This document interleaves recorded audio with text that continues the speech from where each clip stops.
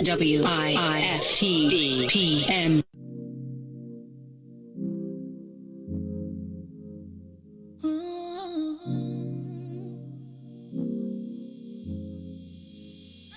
You see me, you see him, my best friend. He hold me down like ankles fighting the waves. Not to my crime, yeah, I do time. Till I'm with you, I'll be counting the days. Yeah, ooh, been through so many things, but we always get through. Yeah, ooh, it ain't always perfect, but it's worth it. This is deeper than the surface. If I said I didn't love you, you and I know I've been frontin'. Wiped all my scars away like it was nothing. Took the parts of me I tried to hide and make them something, something. Like it was nothing. Ooh, so much, baby. Ooh, you know you drive me crazy. Ooh, you give me peace of mind. Ooh, let me tell you why. You make it easy. Say, to take it easy. Say, feel so easy. Say, easy to love. Say, to take it easy. Say, feel so easy. Say, easy to love. I never thought that I would give it to you, but now I don't think it's the time. I won't do it. I think it's cause the way you talk to me, know how to say it without making me feel little. You're gracious even when you pop off on me. When you get done, I got a little something to drop off on you. Because you earned it with the time you took to put it that way. You got me liking to get put in my place. If I said I didn't love you, you and I know I've been frontin'. Wiped all my scars away like it was nothing. Took the parts of me I tried to hide and make them something, something. Like it was nothing. Ooh, so much, baby. Ooh, you know you drive me crazy. Ooh, you give me peace of mind. Ooh, let me tell you why. You make it easy. Say, to take it easy. Say, feel so easy. Say, easy to love. Easy to love. You make it easy. Say, to take it easy. Say, feel so easy. Say, easy to love. You make it easy. You make it easy. You are listening to the most dangerous show in the morning. This is What's in It for the Black People Radio. Maze Jackson. Maze Jackson, the most vociferous advocate for black people in the world. For Ruthie Moore, for Todd Stroger, I am the host of the Maze Jackson Show, asking every single day, what's in it for the black people? And if you don't like it, you can still tell them Maze said, Mayor Lightfoot, man, we ain't accepting that. We ain't accepting that. Let's go. Yeah. Let's get down to business and go ahead and address the facts. Man, Lightfoot seems more lesbian than black. Rahm Emanuel's another case. He was just as tired. 50 closed schools left much to be desired. Police had Anjanette naked on that body cam. They suppressed the footage so it couldn't touch a lot of hands. Reminds me of that 16 shots in that cover-up. Both of them similar, so I went and dug it up. George Floyd killed, a lot of riots happened in the town. Southside burned and they wouldn't let them bridges down. Grandmother sick, need a prescription and plus a couple groceries. You gon' have to travel just to get it now. COVID-19 out here shutting all the business down. Not enough SBA loans to even give around. So many failed businesses that you can put them in the pile. If you don't survive the pandemic, it's gonna sit you down. We sing, dance, play ball, entertain, and crack jokes. Government infested black neighborhoods with crack smoke. System that milked us so bad we got lactose. Still trying to find out what's in it for us black folks. We sing, ball, entertain, and crack jokes. Government infested black neighborhoods with crack smoke. System that milked us so bad we got lactose. Still trying to find out what's in it for us black folks. Shout out to Willie Wilson, hope one day you get to send it. We need some different players in the game to handle business. Too many shady characters like Madigan and Blago. But when you really break it down, it's typical Chicago. City full of gangsters, it's what the land was built on. Same streets with hood legends, DNA get spilled on. Carjackers out here lurking, trying to get they steal on. Looking for a block to put them Hellcat wheels on. Lenders give bogus appraisals a red line. Car crackers out here getting minimal fair time. And up to seal carry, I stay with the pipe. But Illinois gun laws giving minimal rights. Stay up on the swivel, make sure I'm moving tight. Check all of my mirrors when I pull up to the light. Pick my homie up from out of town, man, he caught a flight. He was hella nervous, told him, shorty, this a way of life. We sing, dance, play ball, entertain, and crack jokes. Government infested black neighborhoods with crack smoke. System that milked us so bad, we got lactose. Still trying to find out what's in it for us black folks. We sing, dance, play ball, entertain, and crack jokes. Government infested black neighborhoods with crack smoke. System that milked us so bad, we got lactose. Still trying to find out what's in it for us black folks.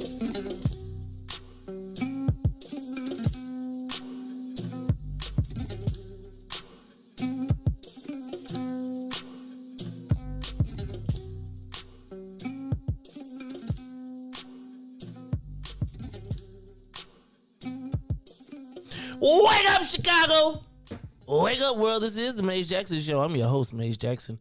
Got my co-host, Ruthie Moore, in the building. Ruthie, how you feeling this morning? What up? Ruthie, how you got a sheepskin on? It's amazing. Don't act like the air ain't on up in here. Ruthie. Like it ain't cold. Ruthie, it's really not cold. You see I got my pastel When Pigs Fly shirt on, right? It's because it's nice and warm. It's like it's like I set it for 70. I feel like if you set that for 70, then it's an imbalance because it's freezing in here. Ruthie, 70 is like. It's not 70 though. It is 70. Not it's if you got cold air blowing directly on you. You don't have your vent is all the way over there, Ruthie. It's like it's really not that good. But Ruthie, I think you be stunting. Like for real, I think it's like a prop because you literally got on a sheepskin. Not a prop. Like you be like you it's got on cold. You got a sheepskin. Like I can see the it's cold. Lamb. I always wanted one of those too. You're not gonna find it. It's out of season. You got to get it in the winter. I wanted one of those so that I could put my like sort of urban cowboy look together. So I was gonna wear one of those with a flannel with some Timbs, right? That's fall. Yeah, I told you I'm a fall dresser anyway. I prefer the fall anyway because I got the best clothes for fall. But Ruthie Moore, it is Wednesday, which means it's hump day. It seems like you almost ready to coat because on Thursday you actually I don't even know if it gets better because you were pretty chipper on Monday. Like so I don't know if I can expect more on Thursday or Friday because it's almost like Keep your expectations low. You won't be disappointed. There it is. You know what? I think that is the way. I've come to that I've come to that. Unfortunately, I do expect the worst, and then if good things happen, which they tend to do, then I just be like, I'm glad. But I do expect the worst out of people instead of the best, except for you, Ruthie.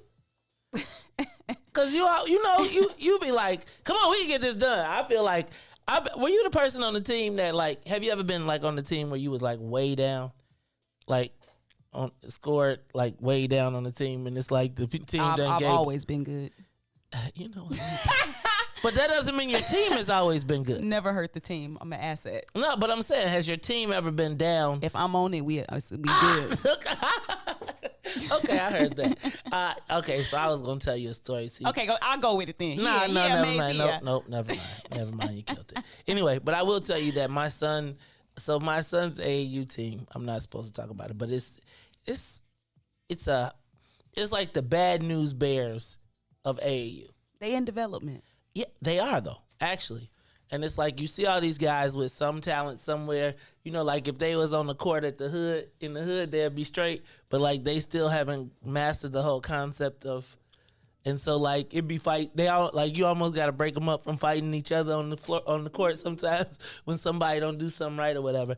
And then, so it's like we was down. They watching too much TV. Man, I'm so tired of these daggone. I wish the NBA would be off TV so these kids could stop being corrupted. I don't even know if it's the NBA. It's these small, mediocre YouTube sites that promote average players. Not average players, but promote antics over basketball. So, man. Because everybody want to get views and make the highlights and up their followers. Man. And now that they can get a sponsorship deal from it. It's a market for it. I'm telling you, we should be sports agents.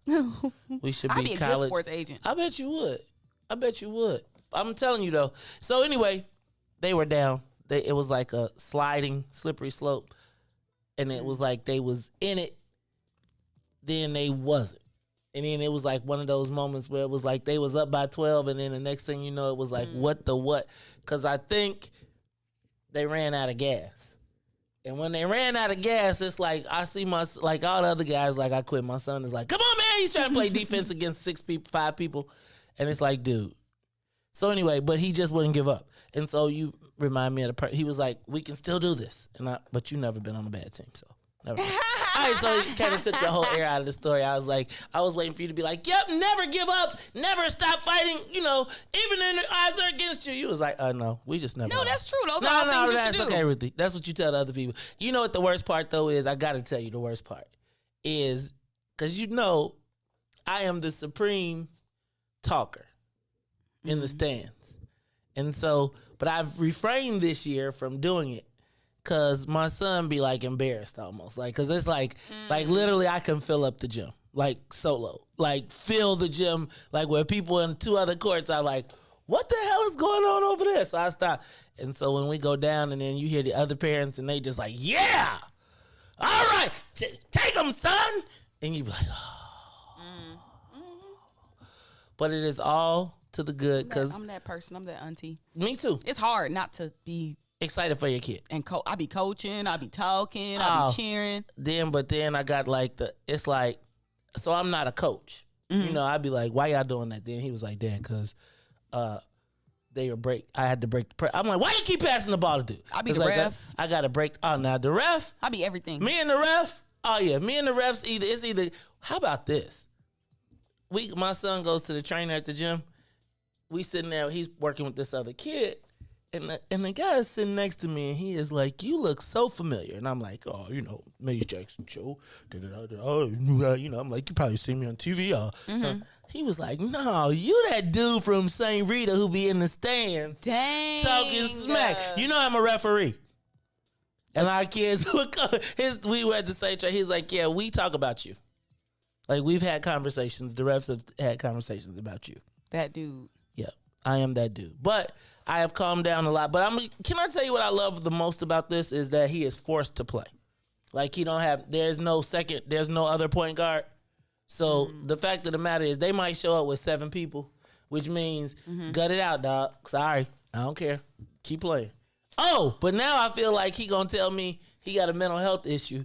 And Don't do it, Maze. And I'm gonna have to tell him, it's okay, son. Never mind. But you know what, low key, them halves don't even really be that long, so it ain't really that hard to play a whole game. They play 18 minutes. 2 18-minute halves, right? Yeah, but that ain't nothing. I hear you, Ruthie.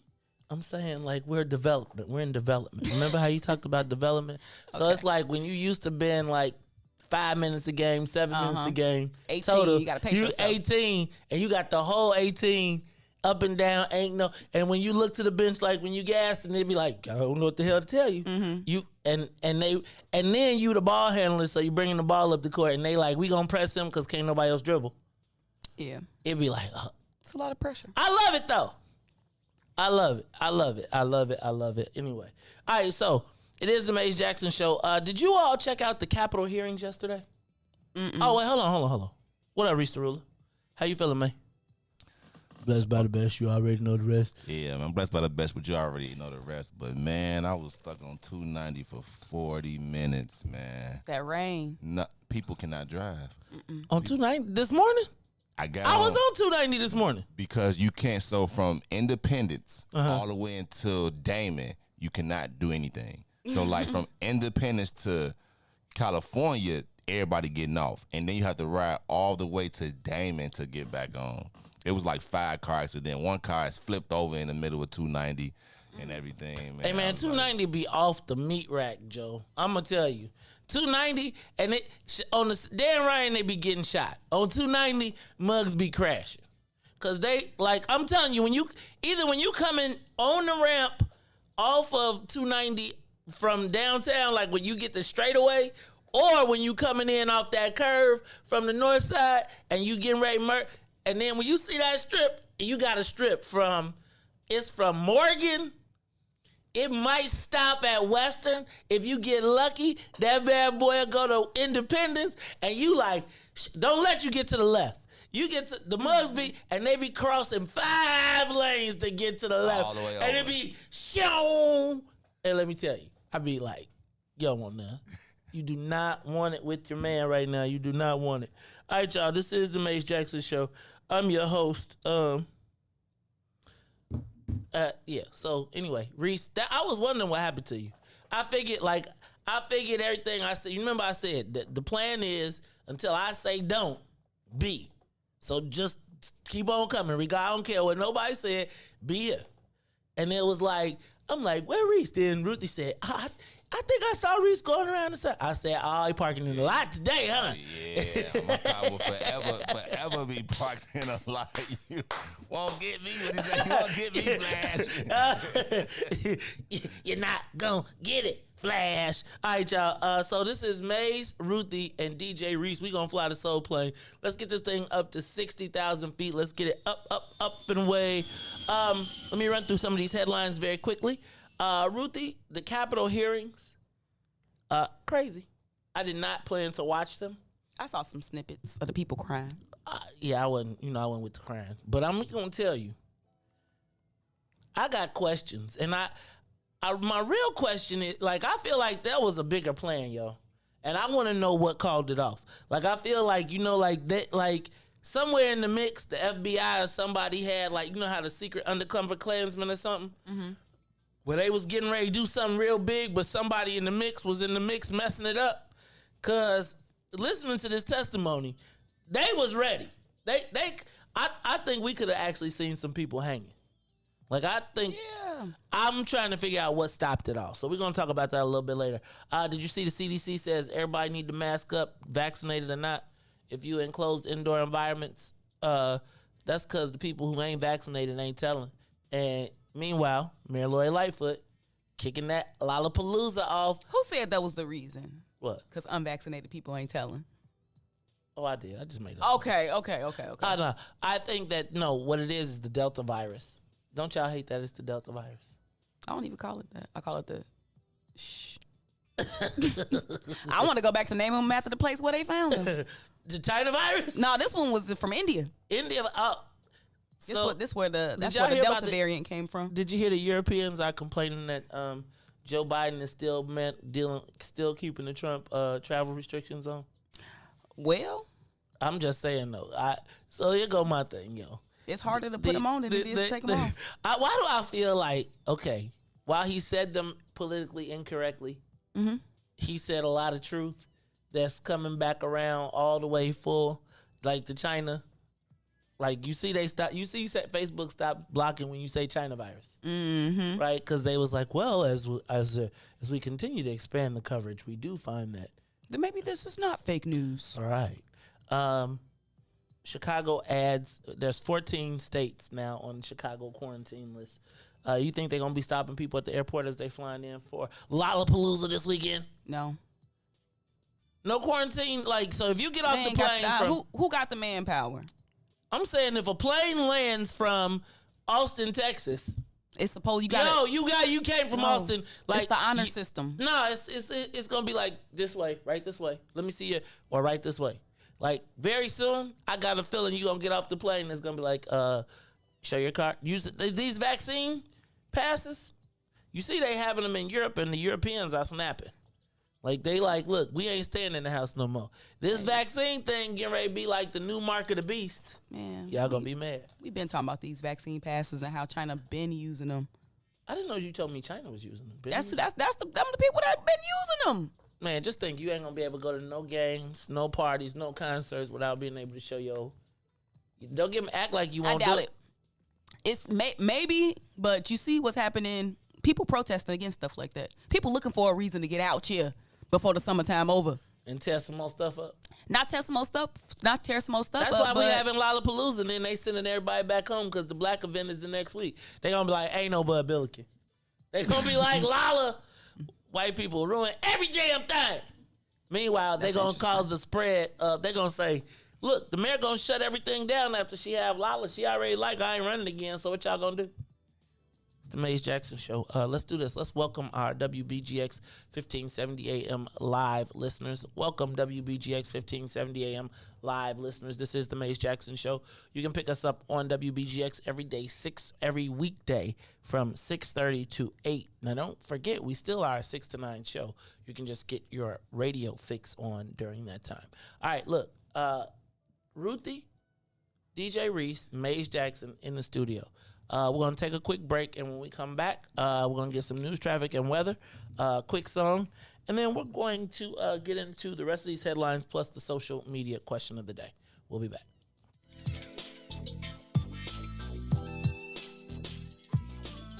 The Maze Jackson Show will be back after this break. WIIFTBP. WIIFTBP. Media's just for you and me. WIIFTBP.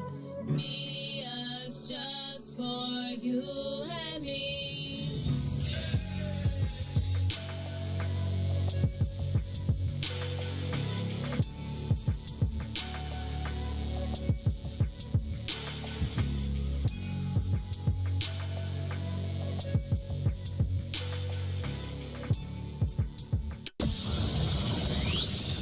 Shop at Black-owned and operated Solo Beauty, where you are appreciated and respected. Located at 8158 South Cottage Grove, Solo Beauty can supply all of your black hair care needs. Solo Beauty is open from 11 a.m. to 8 p.m., Tuesday through Saturday.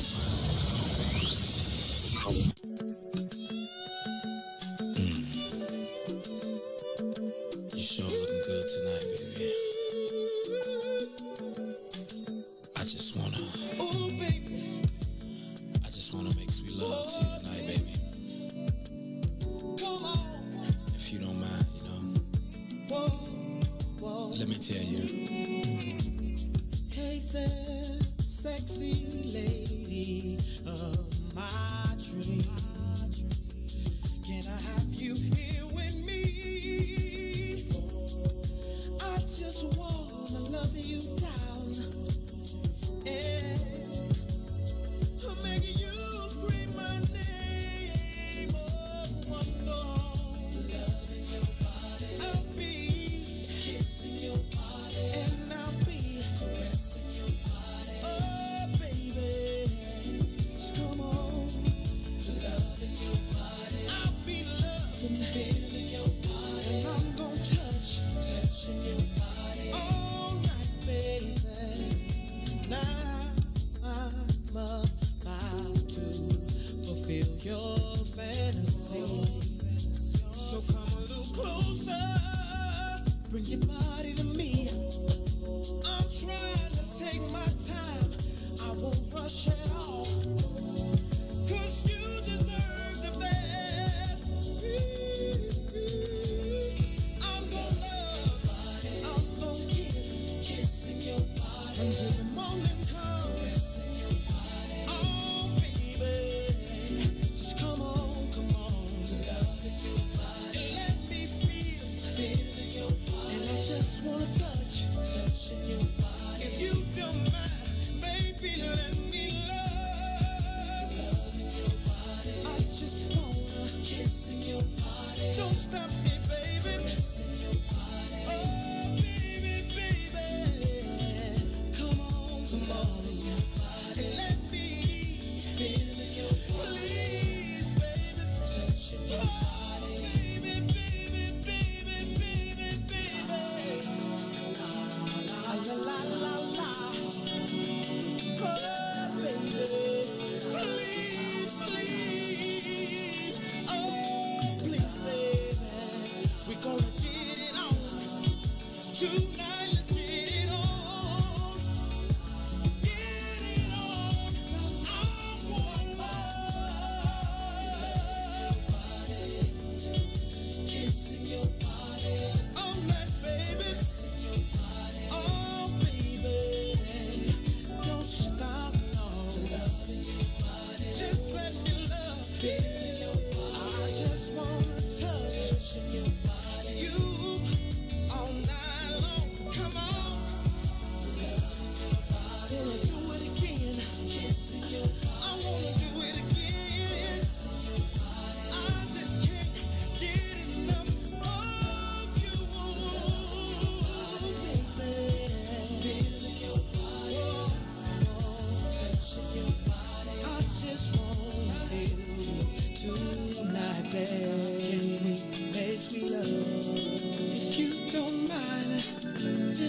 Sip a little wine, sip a little wine, spend a little time. Ooh, I wanna make sweet love. Ooh, I wanna make sweet love. Ooh, I wanna make sweet love, make sweet love. And now, traffic and weather.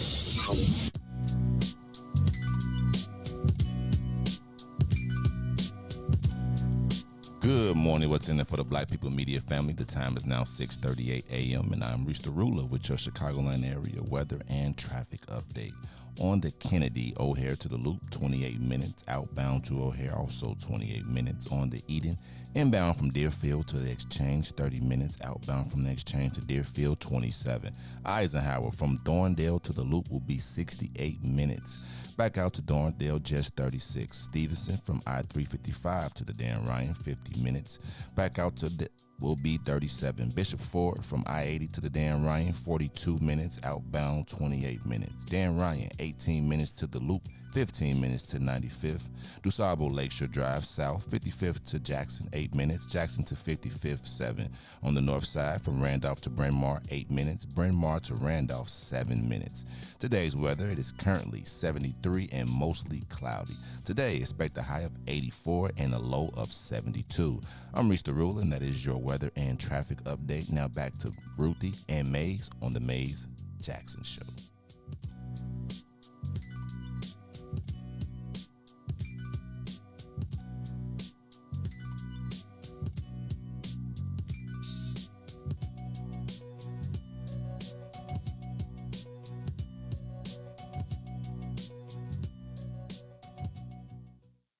To the Maze Jackson Show.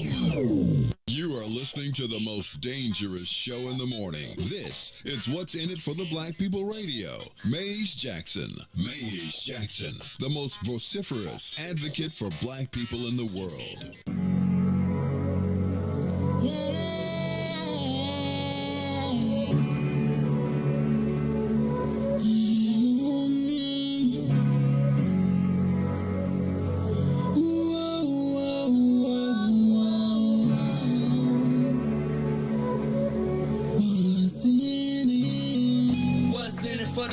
People, cause economically we are not equal. Waking up to lies, can't doze no more. I told y'all, yeah, this a dangerous show. Don't go to church if you ain't trying to help us. Don't even try to be around and can't protect us.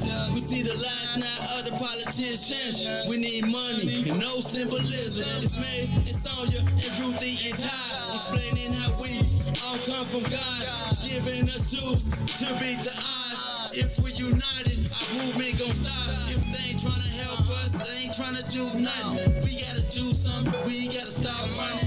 It's time to confront the problem. Really, you expect your oppressed to solve them?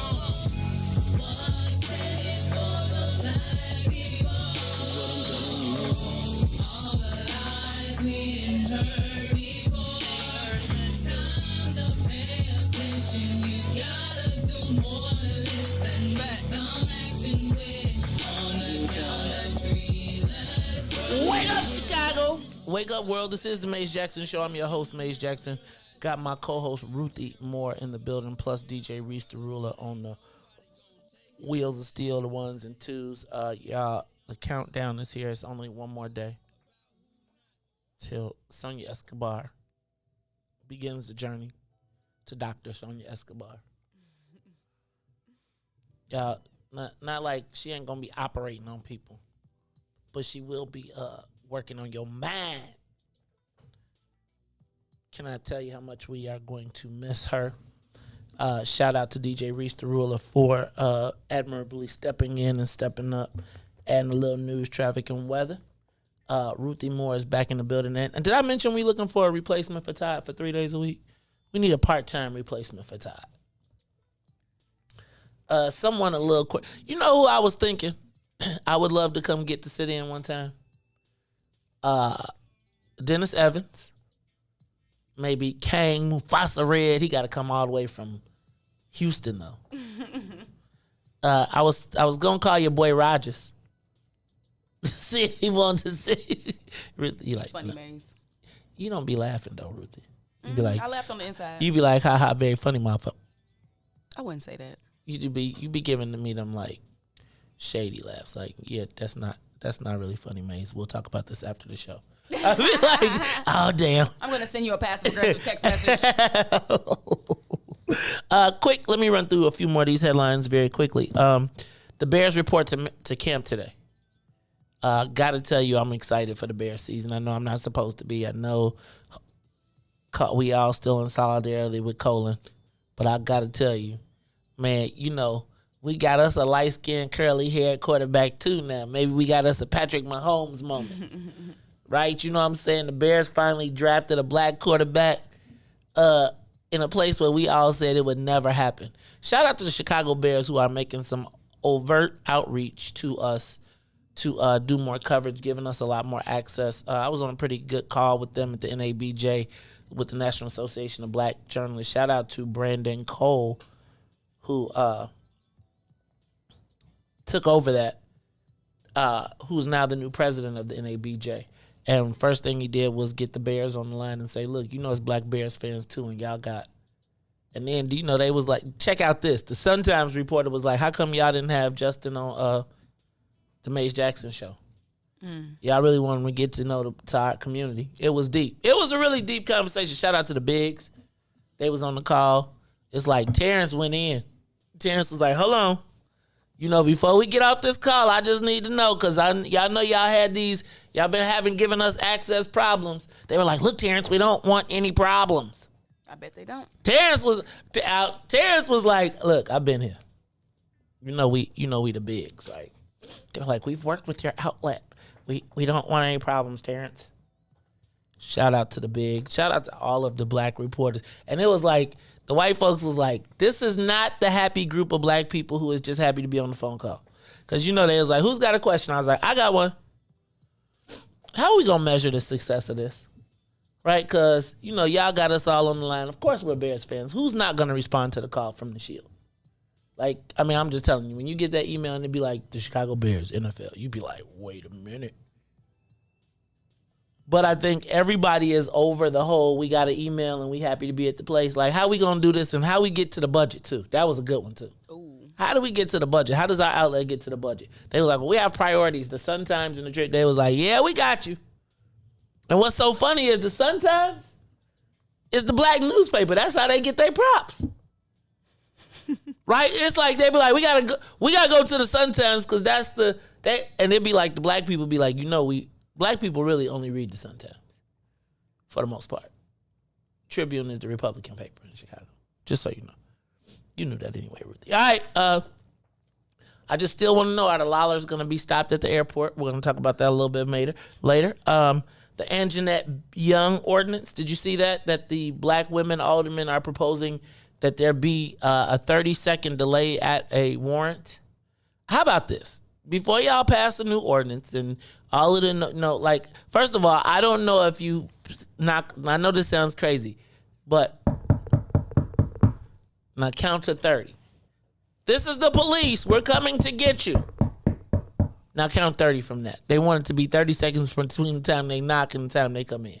Now, if you give me 30 seconds and I'm on something bogus, do you know how long 30 seconds is? It's a lot that can happen in 30 seconds. You could run 100 yards 6 times in 30 seconds. Right? Like it was a 5-second 30? You can get to the toilet, you can do. So I don't know if that's the answer. What if you not on dirt though and you just want to put some clothes on? You know what, Ruthie? That's what I'm with you on it. That's the whole Anjanette Young piece. So but this is what I want to say. Before they pass the whole ordinance, could y'all get the woman paid first, please? Cause y'all know that like they're gonna pass. This is my thing. She gonna get an ordinance passed in her name and still be traumatized with no settlement, and the city's fighting her. That's like that. They be so. It's like, and here's my thing. It's a legislative win to go in front of the cameras and everybody say we're doing something about that without addressing the actual person that was fouled. Right? And that's the part that I think is like, focus your energy on getting her straight and then go to do the ordinance. But don't pass the ordinance and everybody else straight and she's still out here naked screaming on the camera with no love. Am I crazy for that, Ruthie? I said it before, I say it again, just cut the check. Oh, you made that couldn't dry. All right, Target warehouse opening in Little Villita. Little Villita says no Target warehouse in our neighborhood. Meanwhile, it's growing up. Have you seen them Amazon buildings be looking to bomb? Target opening up a warehouse. I was trying to get some black people to build a warehouse. I want to know who built that warehouse for Target. I did. I was trying. I knew about it a while ago, but then the dude was. I ain't gonna tell you the story about that. Let me tell you about that off the record. Also, go to my Facebook page. I'm gonna also move it to the What's in It for the Black People page. But we are doing Chicago bests. You guys went crazy on the chicken restaurants. Y'all snapped on the chicken restaurants. Y'all, we a little light on barbecue. You know what we really hurting right now, Ruthie? Is the who fries fish for black people. Like there are like literally, like they named like three places for black fried fish or fish in general. Also, right now we're naming the Blessed Black Clothing Store. That's on the Maze Jackson page, not the Facebook, not my main page, my personal page. But we're gonna be spreading those questions around. So, and if you got a category, because actually after we get the names, we're gonna compile a list, we're gonna vote, and then we're gonna bring it on. That really ain't no fish spots. Like the black owned, because everybody's like Lawrence. Sorry, dog. Like black people work there, but not. No Goose Island. No, sorry, dog. So all I want to know is, so y'all, we're going to be doing the best blacks list, but What's in It for the Black People presents its best blacks list. We're going to do all type of categories. Who is the best black psychologist? Because we need that. Mental health to drive you. Did we talk about Simone Biles? She withdrew. We're going to talk about that a little bit later. Because I got questions. Don't side on me. I got questions. No shade to Simone Biles at all, but I do have questions as we move into this mental health era. I went to duels before. It was not the bomb to me.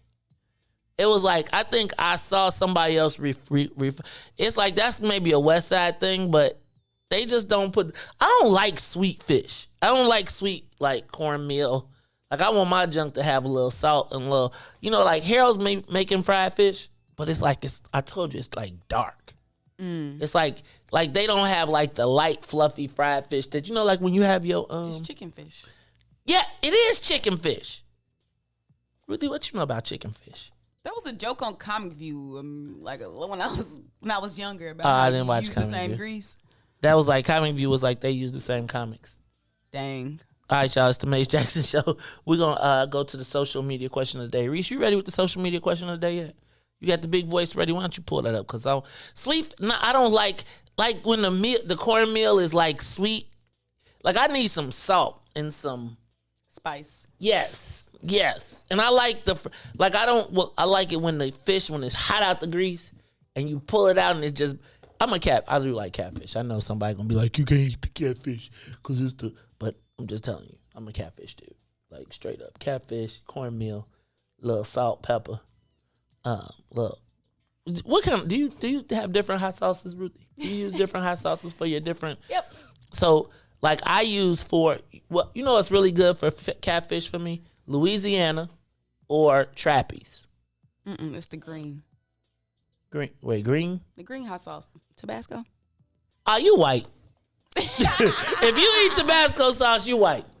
I'm just telling you. Only that you ever went somewhere and you ask white people for some hot sauce and they bring out Tabasco sauce. You be like, Tabasco sauce is hot water to me. What? It tastes like hot water. It's like it's hot, but the flavor is not there. Like when you eat some Louisiana or some Crystals is good for fish too. But nah, Ruthie, did you say the green? Ruthie, yes. Ruthie is white, y'all. Ruthie has just that's black. No, I ain't never heard. I don't know nobody black that eat the green Tabasco sauce. Anybody black ever heard of green Tabasco? I've seen it, and I'll be like, what the hell is that for? That's funny. No, you're not black no more. You white. You white or you Latina? Because I don't know nobody black that eat no green tobacco sauce. That's why your name Entwa Dumela, because you eat some green hot sauce. That ain't no black people don't eat no. Reese, you ever heard anybody black eating some green Tabasco sauce?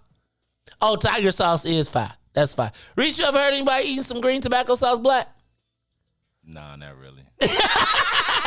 That's some old K3, Kankakee stuff. Oh, Tabasco sauce is... Maybe, like, it's like last resort. Like, Have you ever heard anybody black ever request Tabasco sauce? never. Never. I've never heard anybody black be like, let me get Tabasco sauce. Y'all Ruthie, you white. Y'all need to expand y'all Ruth, palate. that's why you white. With your expanded palate. Talk about some, I'm mad at you. Ruthie said, It tastes good on fish. Ruthie, It really does. did you learn this during the DePaul era? Did you learn this with a hockey jersey on? Oh my God. It's a hockey sweater. That's right. It is a hockey sweater. I used to always correct people on that. Yeah, I got me a hockey jersey. Actually, it's a sweater or a t-shirt. Yeah. And Entwa Dumela, you over on the east side anyway, so you know you probably got introduced to it. Cause you know you right on the line across the street, across that diagonal street. You know it'd be like, I ain't gonna even go there, but you already know how it is all the way southeast. You on the southeast 10th ward action. You already know what it is. Somebody probably said the smoked fish. It's good, but it ain't like no. Anyway, y'all. Ruthie, I can't believe you said green Tabasco sauce. I've never in my life heard anybody black request Tabasco sauce. Like you bring Tabasco, they like, you ain't got no hot sauce. Like you ain't got no hot sauce. And the white people be like, and then you know what they're doing now for hot sauce? They bringing you that the hot sauce with the wood top, the Mexican hot sauce with the wood top on it. Like if you go somewhere now, because the Latinos eat the hot sauce too, but because they work in the restaurants, they be like, you gonna order some hot sauce. They don't be like Louisiana. They be like, get the whatever, the coach, I know what you're talking about. the one with the wood top. So you ever notice if you get the only hot sauce you get in a restaurant that ain't got black people is Tabasco sauce, or you getting a wood top hot sauce? Tell me that ain't no lie. And the only reason you getting the wood top hot sauce is because the Latinos all work at the restaurant. So if they gonna order some hot sauce, they order their own. Why y'all making fun of me? Don't make fun of me. Coach, see that Coach Chucola, whatever it is. See how you take care of your people though? You get in, then you order your own hot sauce. Now white people are all confused about hot sauce. Next time on the campaign trail, you gonna see Kamala pull out a bottle of hot sauce with a wood top on it, and I'm gonna be through. The wood top hot sauce. If you eat the wood top hot sauce, it is good though. But they add a little flavor to it. Okay, y'all. I don't know how we got on wood top hot sauce, but because Ruthie said that I was trying to say there's very much. Do you eat Frank's? It's okay. Frank's is like the hot sauce that's not hot. It's flavorful. It gives you a little kick, but that's like French fry hot sauce. That's like when you want to drink. You could drown your food in hot sauce with Frank's. Louisiana is like hot sauce. Why you look like that, Reese? It ain't hot. Louisiana is hot sauce. I just think like it's like the OG hot sauce, like Louisiana. Yeah, but I forgot it's something.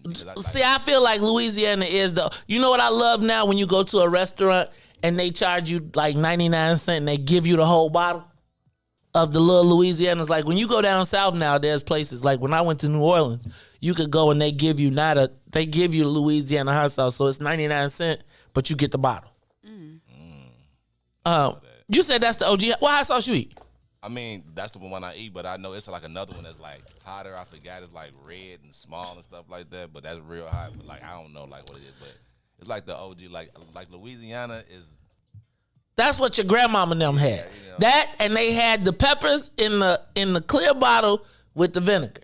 That's how I felt about like open pit. Like I hate when people say Sweet Baby Ray. Sweet Baby Ray wasn't even established until '89. I love. Okay, so open pit. So first of all, let me back up. I love Sweet Baby. Sweet Baby Ray's was introduced to the world after you've only had open pit, and before that, it was KC Masterpiece.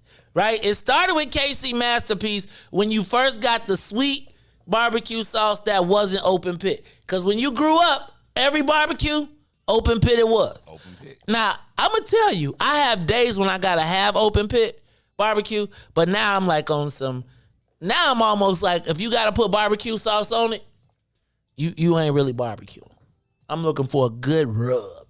See, I told you white people done corrupted barbecue in Chicago. What? I need barbecue sauce on it, like all over it.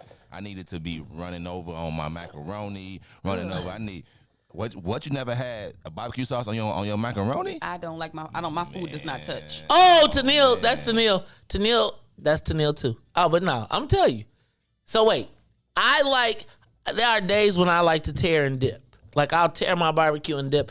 But the best barbecue to me is when it's smoked, it's got a great rub, and you don't need no barbecue sauce on it. That's when I feel like I've achieved, now don't get it twisted. I will eat some, I like barbecue sauce. But did y'all ever eat Mambo sauce? Never, I don't even know what that is. In DC? Oh, see, I just bought some on the shelf the other day because my parents used to sneak it. It's fried. Yeah, I use it for French fries. And the tiger sauce is really good too. I think Mario brought that one up. But yeah, I know. We went down the rabbit hole because Ruthie eats green hot sauce. It's delicious. I'm gonna have to try that. I'm gonna order it. But does it taste like Tabasco just green? Because Tabasco tastes like hot water to me. I mean, it really does not have a taste. It's just I like hot sauce. If I'm gonna eat hot sauce, I don't want it to not be hot. Do you eat habanero stuff? I actually tend to like fresh, like habanero, like pepe or like fresh hot sauce. But like jalapeno. Sauces. But you ain't eating like habaneros. No, it ain't that serious. Right. I'll put it in my food, but I ain't about to just eat it. Okay, Kraft barbecue sauce. I'm not going. If you eating Kraft barbecue sauce, you value shopping. I'm not tripping. No, that's not true. Sometimes you just Who likes Kraft barbecue sauce for real? You can take any of them store bought. You going to work on them though. You put work in. That's what I'm saying. You got to put a little work in with them. Add your little extra ingredients, and you good to go. You would never know that it was open pit after you finish just saying, if you like, I would do like use those. I would do like Future. As the basis. I'm gonna do the one in the Future. If you use Kraft barbecue sauce, you belong to the streets. No, if you don't heat your barbecue sauce up on the stove and add extra stuff into it, yeah, that's right. You from the street. You gotta make real barbecue sauce. Nah, if you do all that, you from the street. You don't belong. You belong to. If you straight Kraft barbecue, you belong to the street. I don't see people. I rarely see black people just take the sauce out the bottle and put it on. Unless I'm gonna tell you, they always gotta doctor it up. If you don't mess with Rufus Teague. Rufus Teague, boy, you pour that straight out the bottle. And I don't really mess with the flavors. Nah, you're right. I do mess with the flavors of Sweet Baby Ray's too. I do. All right, y'all. Ruthie and the green hot sauce. I'm still trying to find the best fried fish, black-owned fried fish locations in Chicago. On our Black Best list, so be on top of that. We also are talking about the best black clothing stores. It's a couple of them that have come up that I want to know. Carrie asked, could we break them up and say men's and women's? Put them all up there first, and then we'll break it up into men's and women's. All right, y'all. It's the Maze Jackson Show. We did not ask the social media question of the day, which was, who is Lollapalooza important to? Like, who is it really? Like, I feel like we put a lot of emphasis on Lollapalooza, but I want to know, like, for who? Because I would say that most of the people that come are from the suburbs, wouldn't you? Suburbs. And so let's talk about it all when we come back. Look, it's the Maze Jackson Show. Plus, we are also going to talk about the CDC, and we're going to open up the phone lines because we have Aclavis has a $2.5 million grant opportunity. So they are asking black organizations to submit a proposal. Ruthie, you need to submit a proposal for us So because they got to spend $2.5 million by Friday. Right? So we need black folks to help them submit a grant. You got your order, you got your paperwork in order. You too can get a grant. We'll be talking to Aclavis very shortly. It's the Maze Jackson Show. We'll be back after some traffic, weather, and Reese, let's hit Dante now. Then let's go to traffic and weather right away because we got a lot to talk about in the 7 o'clock hour. It's the Maze Jackson Show. This is now your man, Dante Hall. Now, don't forget, y'all, we about to have a 7 o'clock hour competition coming up in the next week or so. We'll be back.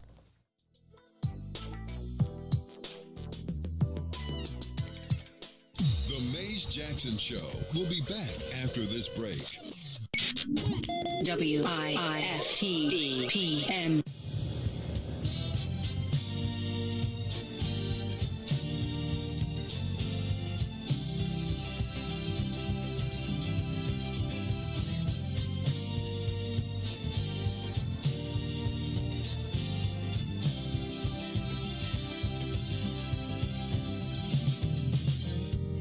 What about my love?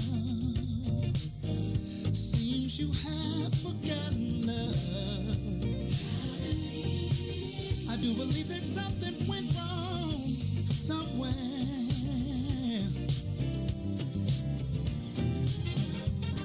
What about my feelings? Do they mean anything at all? You got me so in love, I'm too blind to see. And that you got my love, now you wanna put me down. And that you got my love, got me standing on shaky ground.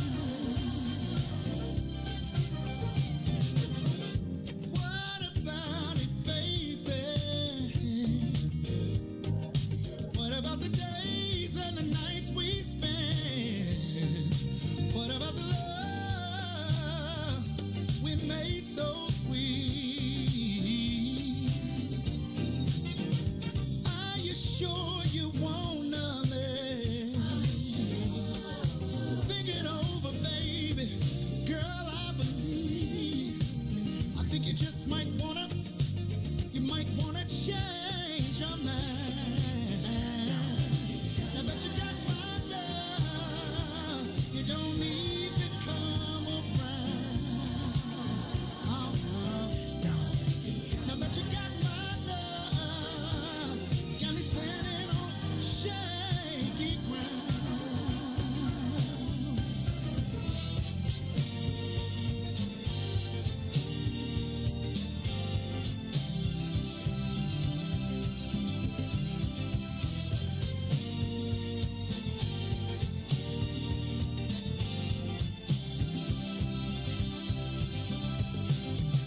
What kind of way is that to treat your man?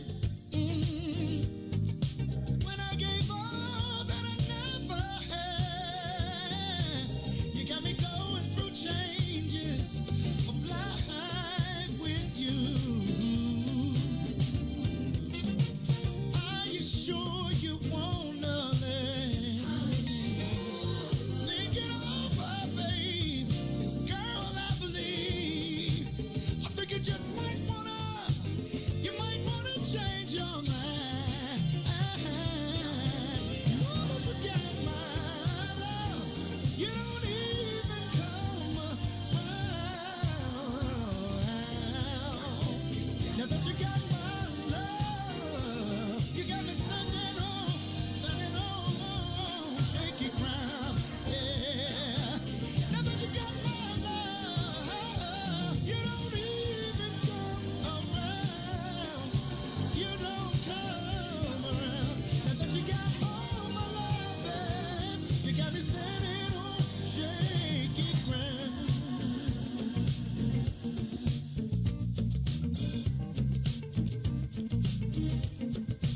Put your hands together. Put your hands together.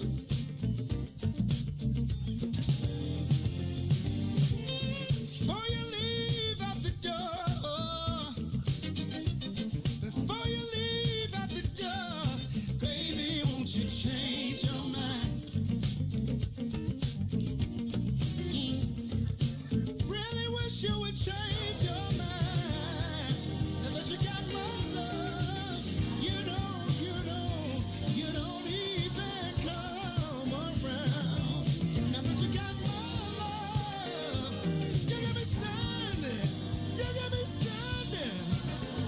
shaky ground. Now that you got my love, get on easy. You don't come around. Now that you got all my love, yeah, you got me standing on shaky ground.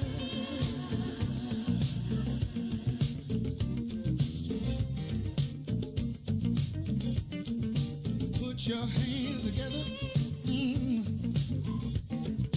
Put your hands together. Oh my, I had a conversation with her. This is how it went. Before you leave out the door, before you leave out the door, baby, won't you change your mind? Oh, Lord have mercy.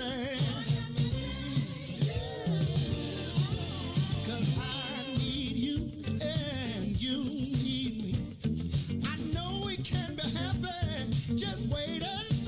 Baby, won't you change your mind? I'll do better if you change your mind. Now that you got my love, get on even, come around.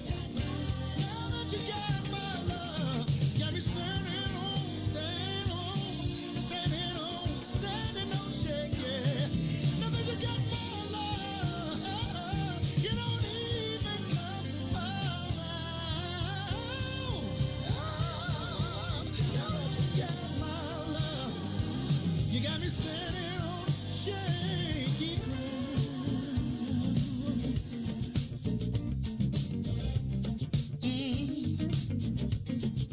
Baby, won't you change your mind? Baby, won't you change your mind? Oh no, I've been hoping, baby. I've been praying, baby. Yes, I have. Baby, won't you change your mind? Oh no.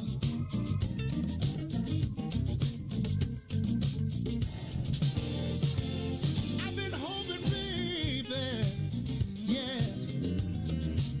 I've been praying down on my knees, praying that you change your mind. Oh, Lord have mercy. I'll do better if you change your mind. And now, traffic and weather. Good morning. What's in it for the Black People Media family? The time is now 7:11 a.m. and I am Reach the Ruler with your Chicagoland area sports, traffic, and weather update. In sports, the White Sox get some get back last night. They were in action against the Royals in Kansas City. Eloy Jimenez hits a 3-run blast in the 8th to lift the Sox past the Royals 5-3. Cubs at Wrigley against the Reds. Joey Votto was too much as he homers twice and the Cubs fall 7-4. Now on the traffic, in the Kennedy, O'Hare to the Loop, 36 minutes. Outbound to O'Hare, 37. On the Eden, inbound from Deerfield to Exchange, 37 minutes. Exchange to Deerfield, 32. Eisenhower, Thorndale to the Loop, 63 minutes. Back to Thorndale, 41. On the Stevenson, from I-355 to the Dan Ryan, 67 minutes. Back out will be 37. Bishop Ford from I-80 to the Dan Ryan, 42. 29 minutes to I-80. On the Dan Ryan, 20 minutes to the Loop, 15 minutes to 95th. On DuSable Lakeshore Drive. On the south side, 55th to Jackson will be 8 minutes. Jackson to 55th will be 10. Going north, on Randolph to Bryn Mawr will be 8 minutes. Bryn Mawr to Randolph will be 7. Today's weather, it is currently 73 and mostly cloudy. Today will be a high of 84 and a low of 72. I'm Reese the Ruler. Now back to the Mays Jackson Show.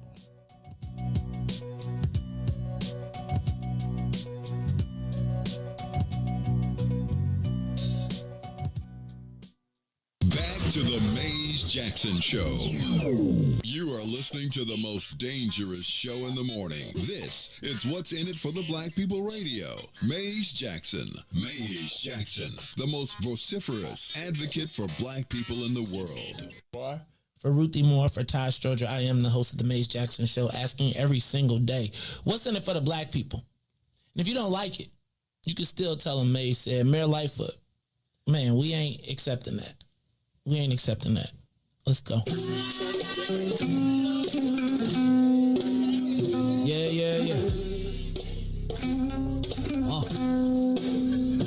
Let's get down to business and go ahead and address the facts, man. Lightfoot seems more lesbian than black. Rahm Emanuel's another case. He was just as tired. 50 closed schools left much to be desired. Police had Anjanette naked on that body cam. They suppressed the footage so it couldn't touch a lot of hands. Reminds me of that 16 shots in that cover up. Both of them similar, so I went and dug it up. George Floyd killed, a lot of riots happening in the town. Southside burned and they wouldn't let them bridges down. Grandmother sick, need a prescription and plus a couple groceries. You gon' have to travel just to get it now. COVID-19 out here shutting all the business down. Not enough SBA loans to even give around. So many failed businesses that you could put them in the pile. If you don't survive the pandemic, it's gon' sit you down. We sing, dance, play ball, entertain, and crack jokes. Government infested black neighborhoods with crack smoke. System that milked us so bad, we got lactose. Still trying to find out what's in it for us black folks. We sing, dance, play ball, entertain, and crack jokes. Government infested black neighborhoods with crack smoke. System that milked us so bad, we got lactose. Still trying to find out what's in it for us black folks. Shout out to Willie Wilson, hope one day you get to send it.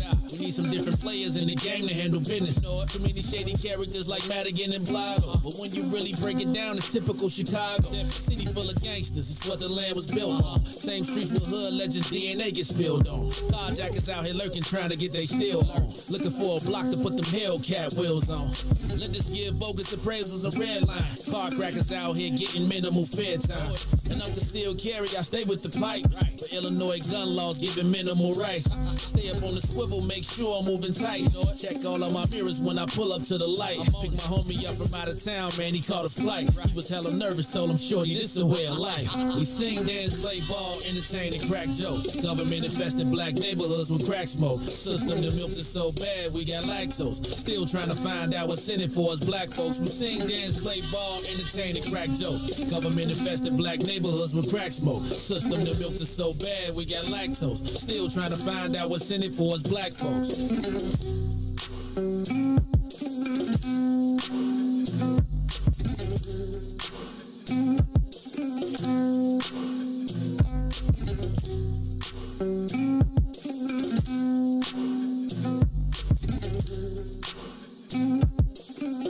Wake up, Chicago! Wake up, world. This is the Maze Jackson Show. I'm your host, Maze Jackson. Got my co-host, Miss Ruthie Moore.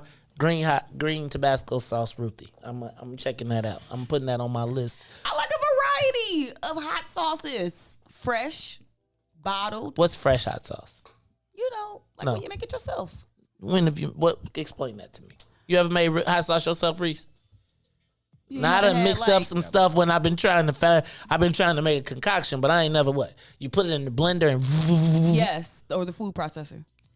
There you go. Up north, black people got a blender. Dang it, man! I'm trying to tell you, you missing out. Okay, so what do you do? So you okay, Ruthie? It's just deliciousness.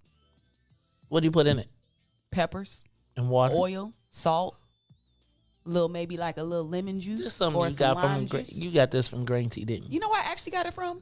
Who? I went to Ghana and I was like, what is this that I'm eating? And it was like a nice, fresh, pepper sauce. Was it fufu? I made don't do that. So I made my, you make your own version of it. All right. Ruth, you went to Ghana. You like a world traveler. Like you cultured and pre-COVID, stuff. Pre-COVID. Yeah. I ain't going nowhere. I gotta see what happened. Yeah. I gotta see what happened. They ain't tripping, man. All right, Ruthie, I was supposed to ask social media question of the day. Who is Lollapalooza important to? And I'm just going to run through some of my thoughts on it real quick. If you want to make a comment, you can.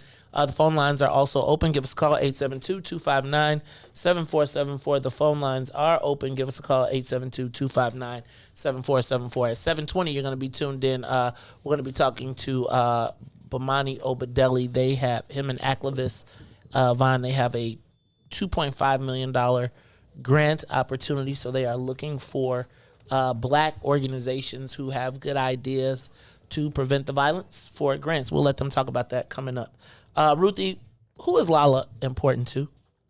I think some kind of way Lollapalooza in the last 8 years has woven itself into the fabric of Chicago, so much so that we are willing to allow them to come in shut down traffic, we have to inconvenience all of Chicagoans that travel downtown for them to destroy Grant Park and rebuild it every single year.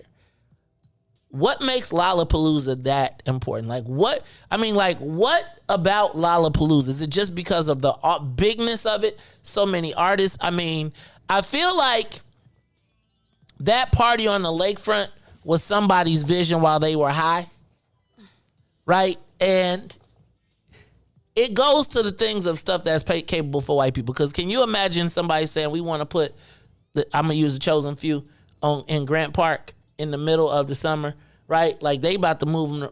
I'm saying they should go to Robbins. But white people get to do all type of crazy stuff and they say, we'll just pay for it. Who is Lollapalooza important to in Chicago? Do you think it's important to Chicagoans? Lala? Yes. What Chicagoans?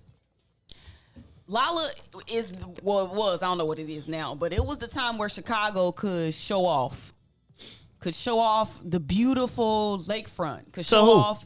Chicagoans? No, it's the people who come from outside of the city.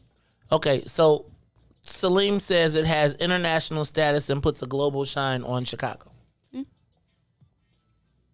That's really what, to me, that's it's part of the global city imagery. So it's part is yes, if we want okay, the city gets to show off. Okay. Do Chicago kids go? A lot? I mean, I don't think that so I feel like when I hear when I hear Chicagoans talking about going to Lolla, and maybe, obviously I'm not the Lolla group, but it's usually parents of not wealthy, but of... You gotta have a little money. But the people I hear talking about going to Lolla in Chicago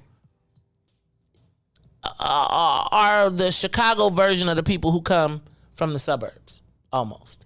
And when I say that, I hear it's almost like a status symbol. It is. For parents to be able to say that my kids are going to Lolla this weekend and we're going to get them a hotel room and they're going to go down there and puke and do drugs and act like we're going to act like...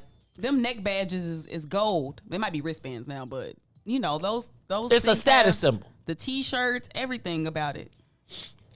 It's a brand. The hotels, the restaurants, and the vendors, they make money. And the drug dealers, the underground economy be popping too.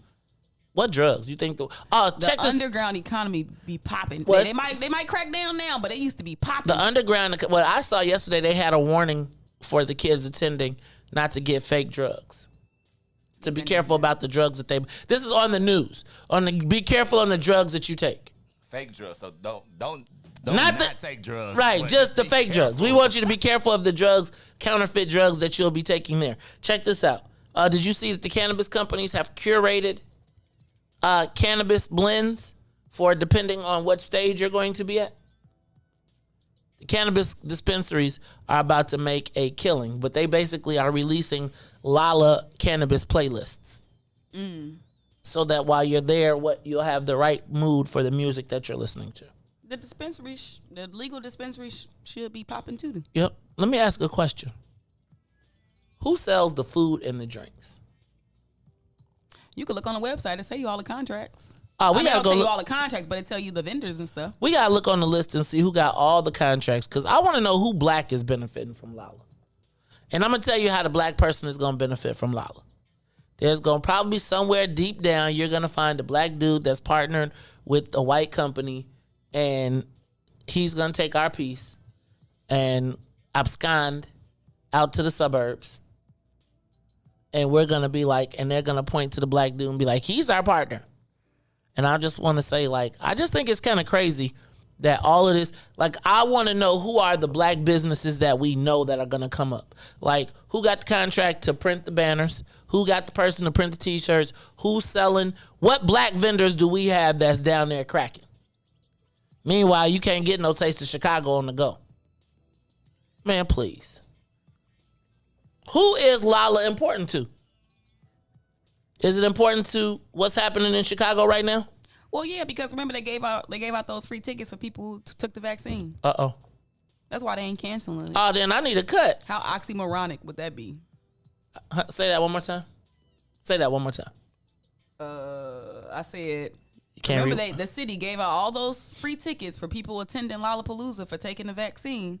So how oxymoronic would it be to cancel Lolla because of the uptick in the virus when they was encouraging people to take the vaccine to get the tickets? I just heard a black person we know got the contract with Lolla. Okay, so I'm gonna stop. That's good because we know that the person that got it does do right by black folks. So I'm gonna chill. I'm gonna chill, cuz I heard our cousin. So we gonna have to be cool because it could be somebody we know.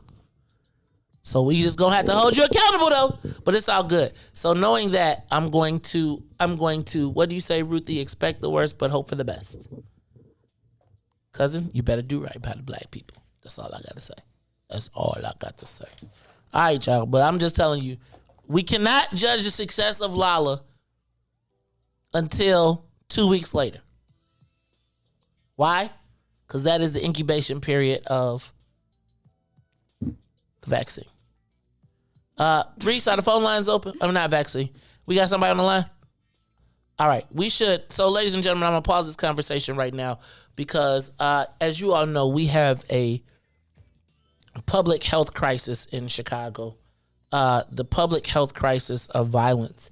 And as much smack as I talk, yesterday I had a nice, good conversation regarding the violence in Chicago.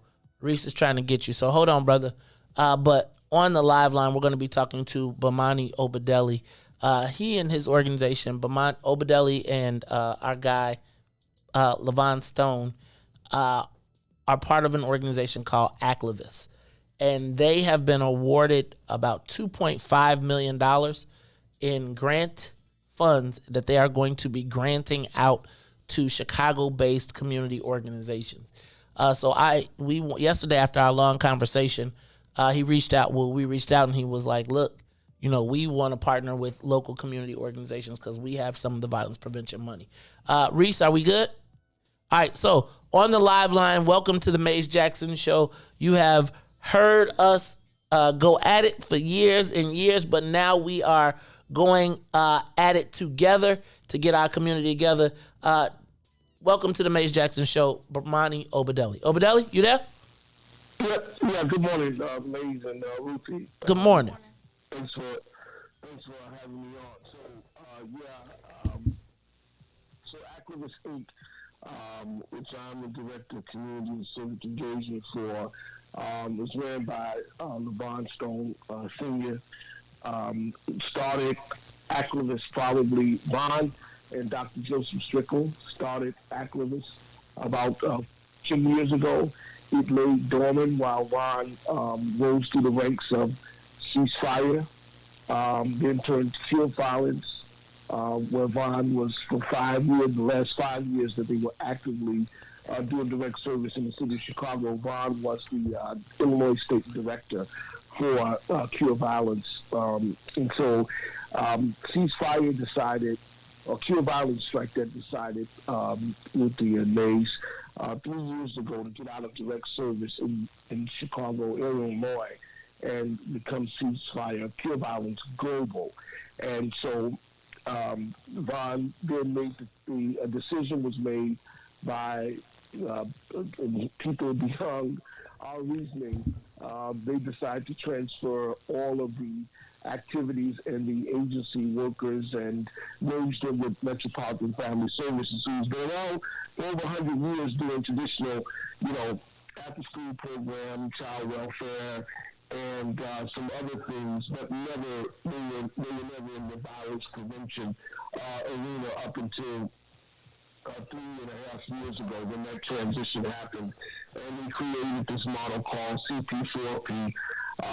And so Dr. Strickland and Levon decided at that point that they were going to dust off Activists and put it to work. And because they've had the lived experience and the scholarship and the history of doing violence prevention work, and certainly they had the credible individuals that were already working with them at Cure Violence, they decided to go and build their own African-American-led organization.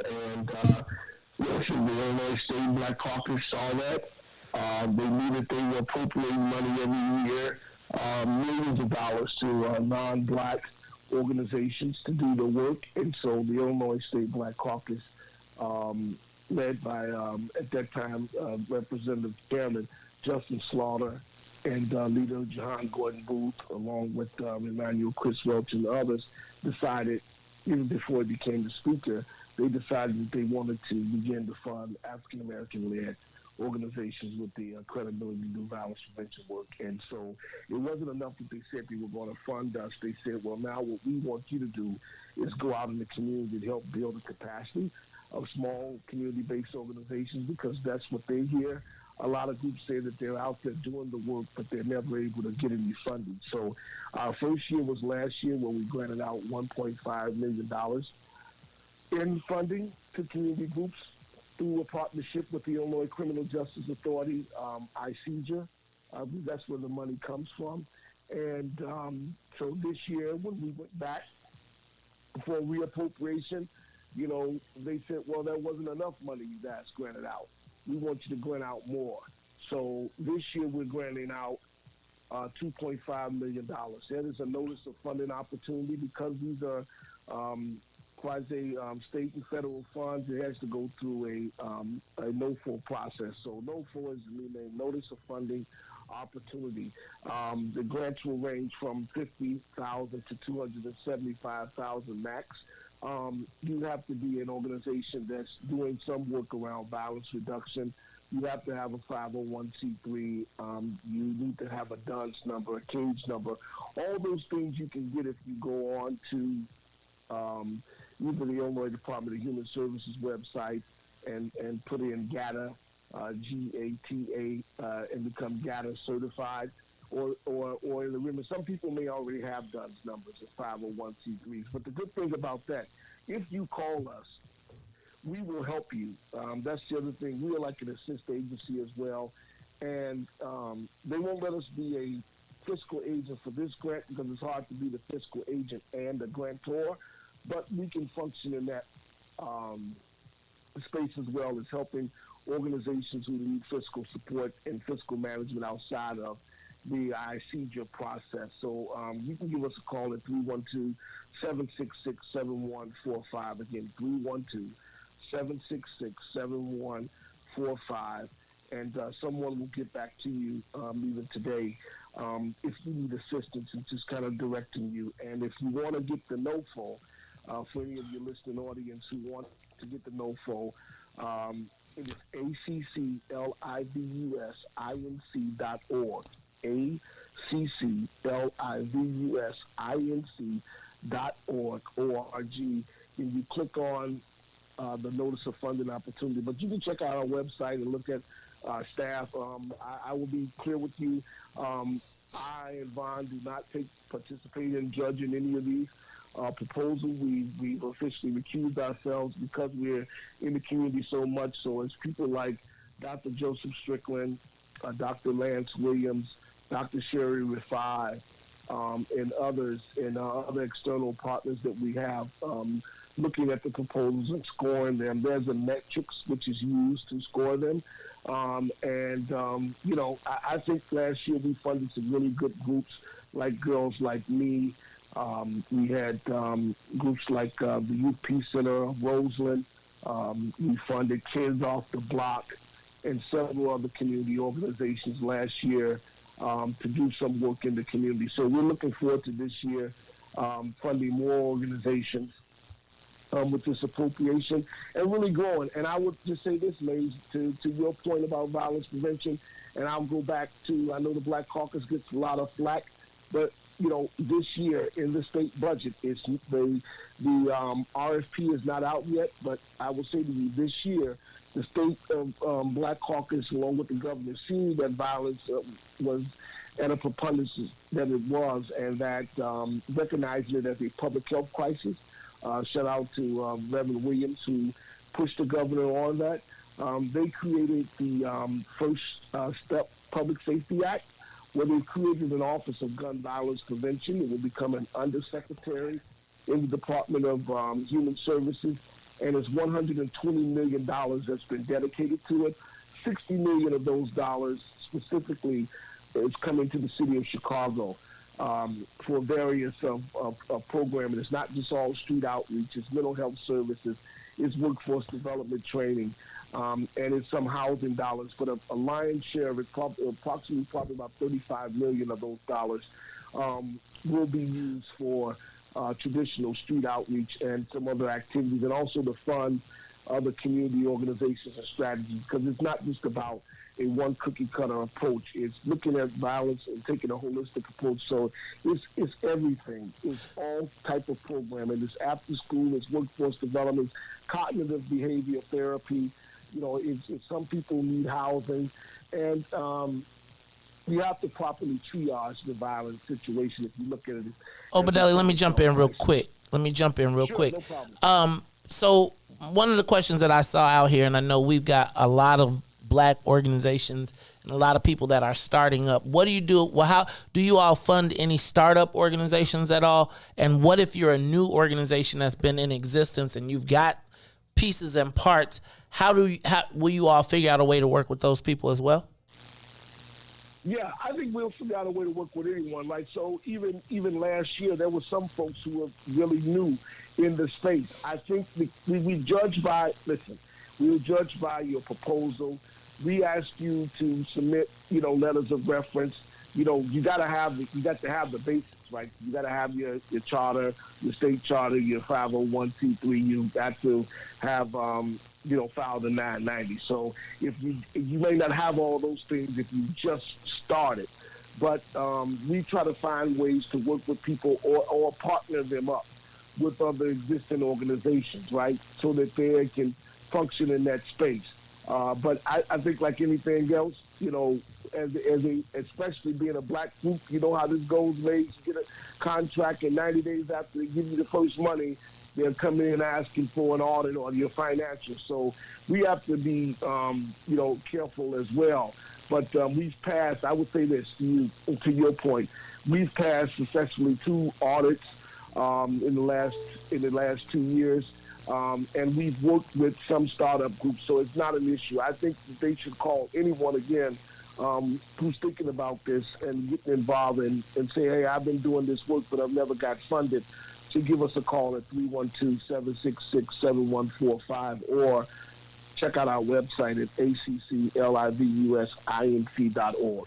Hey, y'all, that is Bomani Obadeli. He is with Dr. Joseph Strickland, as well as my man LaVon Stone.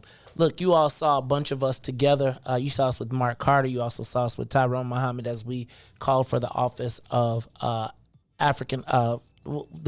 office of African Americans. The African Descendants of Slavery, Office of African Descendants of Slavery. Excuse my language.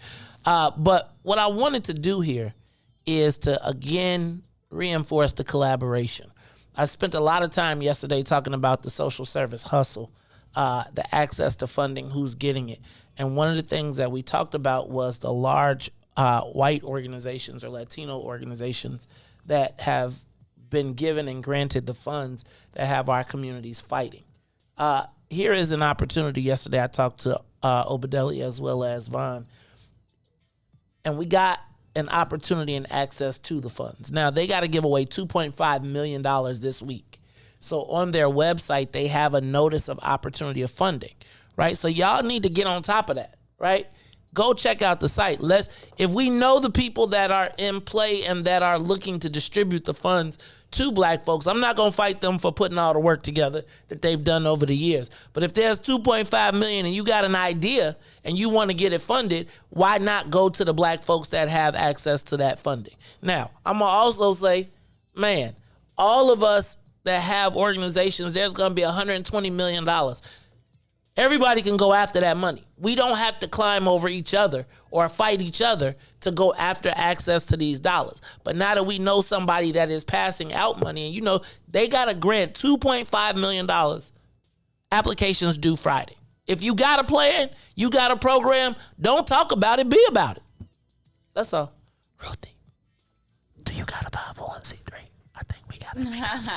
I wish. I'm about to go start me one. Hey, I think we need to start us a 501c. What's in it for the black people 501c3? Because then maybe we could write some of this stuff off. Look, It's the Maze Jackson Show. That was Bomani Obedelli, Aclavis Inc. Check them out. Go on their website. They have a notice of funding opportunities. They said from 50 to 275. That's a lot of funding, Ruthie. You know I could do a $50,000? I could pay you a salary. You'd be like, that Gotta ain't get it enough. by Friday, though. Well, let's put it together. Look, it is the Maze Jackson Show. We're going to take a quick break. And when we come back, we'll continue our conversations. This is the Maze Jackson Show. Oh, DJ Reese the Ruler, for our music, I do want throwback. But it's the Maze Jackson Show. We'll be back.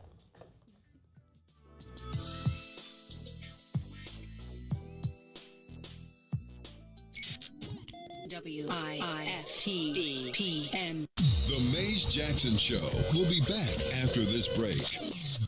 Introducing your trusted source for high-quality black emojis, better known as Blackmoji. We believe black is beautiful, and that beauty should be reflected in the digital market. Now there is an app that does just that, starting with Black Greek letter organizations. Blackmoji D9 offers more than an emoji app. It is a cultural experience of black excellence. Download the app in the Apple or Google Play Store to access a specially curated catalog of emojis representing the Divine Nine. Use the emojis to celebrate Black Greek events, acknowledge current events, support social causes, and learn about esteemed Black Greek members who blaze the trail of Black history. A portion of every subscription goes toward a scholarship fund specifically for members of Black Greek letter organizations to help keep the legacy alive. Download the Blackmoji app today. And now, traffic and weather.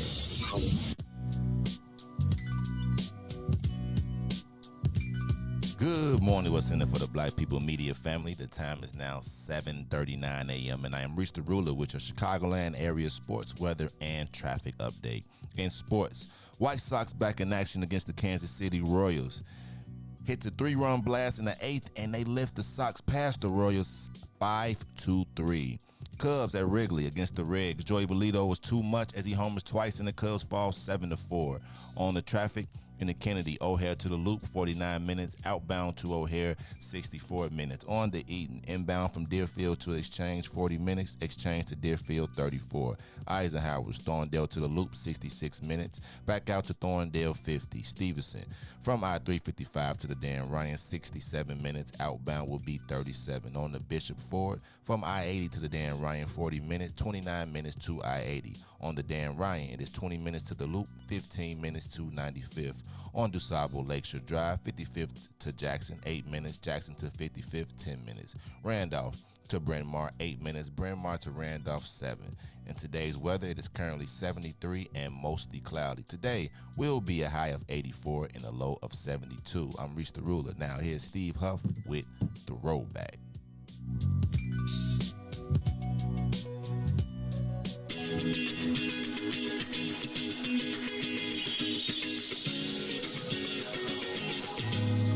Steve Standing.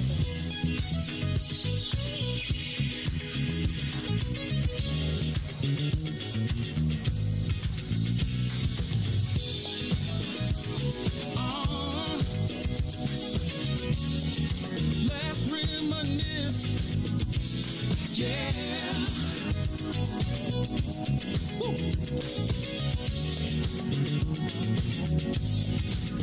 See, I remember the first day we met, a Thursday night at the club I'll never forget. Do you remember the words that I said? One night in my bed you'll never regret. And you, with your pretty brown eyes, I knew, baby, you would change my life. And you opened up my eyes to see I'm excited for our future, but I love our history. Let's throw back to the day that we first met. Let's throw back, I never will forget. Let's throw back to when we fell in love. Let's throw back, babe. I wanna throw back, babe. Is it just me? Don't you miss those nights sexing on the beach, playing Isley Brothers in between the sheets? And now we're taking flights from London to Belize. And we're popping bottles, endless shopping sprees. Still sexy as can be. I knew you're still the only one for me. Yeah. I'm feeling lucky as can be. I'm excited for our future, but I love our history. Yeah. To the day that we first met, let's throw back. I really wanna know. Let's throw back. Let's go back. Let's throw back. Let's go. I wanna go back. Oh, come on now. You are listening to the Maze Jackson Show. I'm your host, Maze Jackson. Got my co-host, Miss Ruthie Moore, as well as DJ Reese the Ruler in the building. Hey, Ruthie Mo! They funding grant opportunities. You know, that seemed like that's, I want to make sure that yesterday's show, we talked a lot about the violence prevention, and I got my phone started ringing. People started hitting me up saying, yo, what's going on? And Obadelli hit me and was like, yo, we got a fund. Now that you speak about it, we got $2.5 million we trying to award by Friday. Now, I know that's a short amount of time, but what I think we got to do is identify the people who got the money or who are getting the money and build up that relationship and be like, hey, yo, so you want them to be able to say to you right away, oh, we got the money. Mm-hmm. And then they know the people and we got the plug like they got. That's what I'm saying. So I know we have a very anti mentality sometimes when we get upset and we get bothered. But I would like to just make sure that like all the people that we know that are doing good work, I'm saying the plant-based African need to go write a grant, Dr. Audrey, right? All of these people that we know that are doing good work. And then when they don't get funded, then we got people we know we can ask questions to. Mm-hmm. That be around the neighborhood. This is the Maze Jackson Show. Ruthie Moore, I had a couple things I wanted to talk about. CDC says we got to put the mask back on. Where you at with that? You masking back up? I never stopped masking up, actually. They've been told us to put the mask back on. No, Ruthie. Yes, they did. Remember we were supposed to wear 2 masks. And then they was like, okay, if you get vaccinated, you good. But we know that was just a ploy to get people vaccinated. I fell for it, Ruthie. People was like, I want to take my mask off. I'm finna go get vaccinated. Now you got to put your mask back on. I feel like I've been hoodwinked. Bamboozled. I mean, well. You like basically. I mean, nobody knows. It just makes sense to keep your mask on because think about it. What else we got left? We think about it because remember the vaccines was supposed to shift the tide. And it shifted the tide, but we still taking steps backwards for whatever the reasons are. You can blame the unvaccinated, you can blame the vaccinated, blame the Delta variant, all these things. But when the things that you put in place to try to get the economy back going are not working, put your mask back on. So, and that's step 1 before it's, okay, y'all stay in the house again. And that's when people are going to not stay in the house, I think. Oh, my goodness. Uh-oh. Bruce, go to break. I need to go to break real quick. Take a quick break.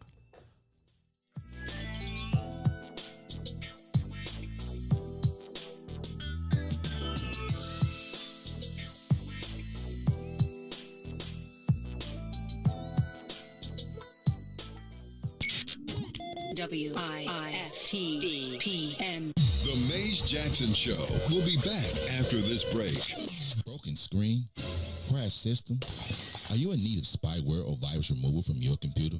Well, contact RPC Computer Repair in South Shore and let us help you with all your computer repair services and print needs. Need office or print production services, copies, scans, fax, or even notary service? Then stop by and support RPC Computer Repair and Print Shop located 1741 East 71st Street in the 71st Street corridor, newly revitalized South Shore areas, and let RPC be your one-stop shop, where we believe RPC is your PC. RPC Computer Repair is also a UPS access point, where you can drop off and pick up your important packages. So let RPC be of service to you.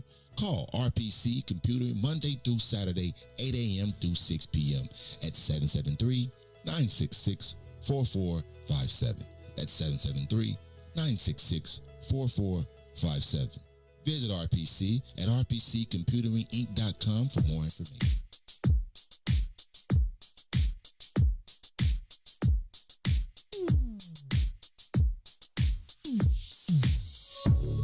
I don't know what you did, but you did it right. Girl, you make it look so easy. Everywhere you go, heads turning left and right. Can't say you a dime, you're a 20 piece. Cause girl, you're the reason I be acting funny. Everything in me telling me don't let you get away. And all the guys looking like they wanna love you. Every day I'm your body, got not over my dead body. Why you gotta look so good? Why you gotta look so good? Why you gotta look so good? With your hair done, nails done, when you put that grown on. Why you gotta look so good? With your hair done, nails done, when you put that grown on, girl, why you gotta look so good? I can look and see you're not an average chick. You're shutting it down everywhere you go. Girl, I want you as bad as I want a check. Cause you're sexy from head to toe. Girl, you're the reason I be acting funny. Everything in me telling me don't let you get away. And all the guys looking like they wanna love you. Every day I'm your body, got not over my dead body. Why you gotta look so good? Why you gotta look so good? Why you gotta look so good? With your hair done, nails done, when you put your grown on.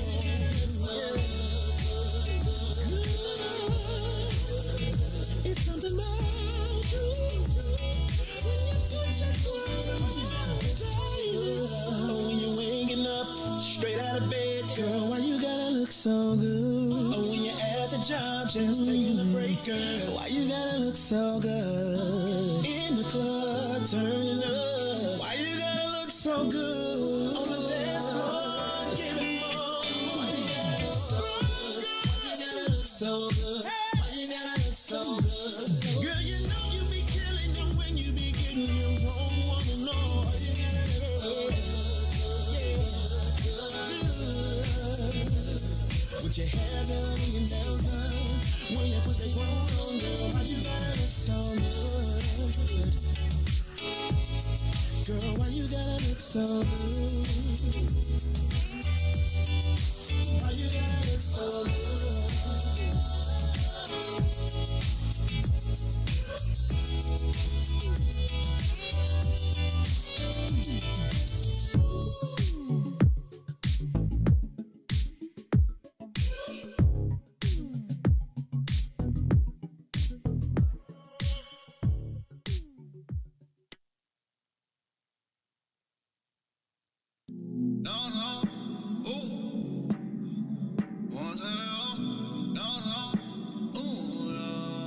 Crescent moon, drops of cruising, old school music, old school to sing. Gotta make my way to you. Pull up on that ass like, ooh, I wanna take you to New York, Chicago, LA, Houston, down all over London, Paris, the A to the B, everywhere. I'll take you downtown, show you all the kind of things in life. I wanna take you downtown, show you all the kind of things in life. I wanna take you down.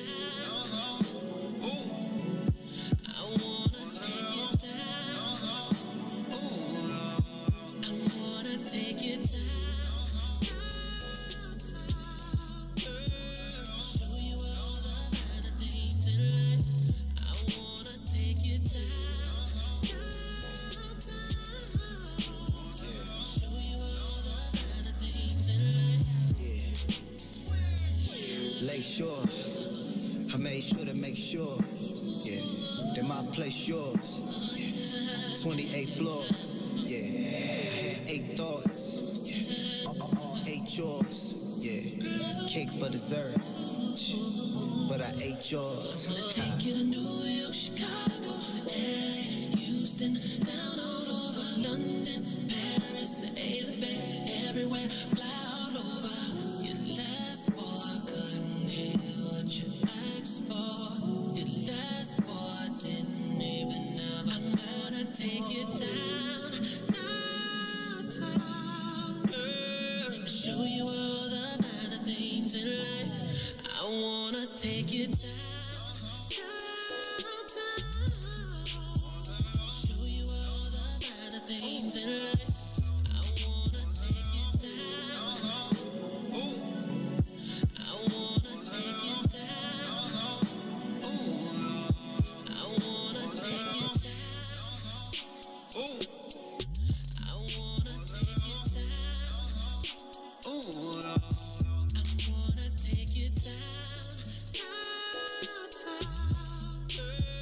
Show you all the finer things in life. Oh, baby. I mean, I know that you're here with me and everything, but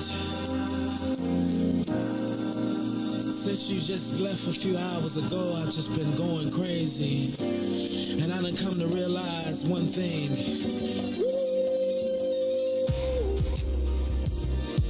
Oh, baby, I miss you.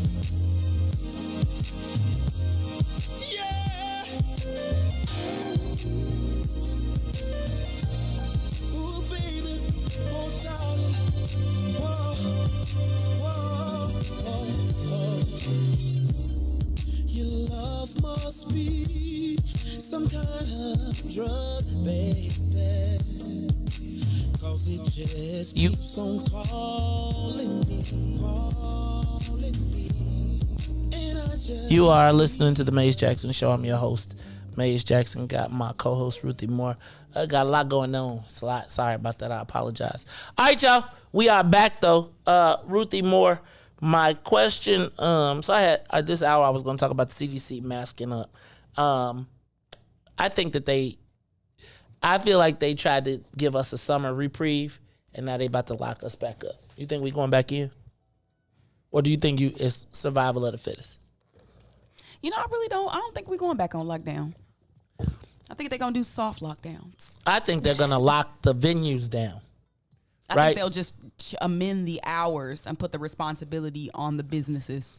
Yeah, I think they're going to say the businesses have the option. So let me ask a question. Do you think that is there the possibility of creating a vaccinated universe where, again, voluntarily you sign up because you got the vaccine to get the vaccine passport, and restaurants say passport only? Mm-hmm.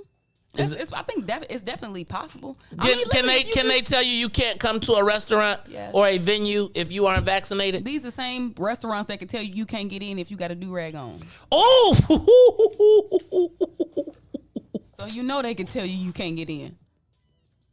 Hey, well, would you be opposed to that? I mean, if you vaccinated, I'm like, I believe in you spend your money where you want to spend your money. So if somebody is requiring you to have something that you don't want to get, then don't spend your money there. I really do think it's that simple. I do too. But I feel like that's usually the problem. That's usually the problem is that, again, we want to have our own thing, and then somebody else says that ain't right, right? So, like, Well, okay, so I think it's the difference between public and private. Like, if you look across the nation, some people who work for certain governments are having to be vaccinated. If you want to go back to a certain school or college or university, you got to be vaccinated. Some jobs are requiring people to be vaccinated. These are the slippery slope places when the private and public mix. In my opinion, in my humble opinion. Your opinion ain't humble. Stop it, Ruthie. Just my humble opinion. Every team I'm on is the greatest. If I'm on it, it's gonna win. Humble. It's getting humble. That's all right. Humility and being humble are, No. different things. One is a state of mind, the other one is an act. Well, you acting right now. You acting humble. All right, so I guess my question becomes, y'all. I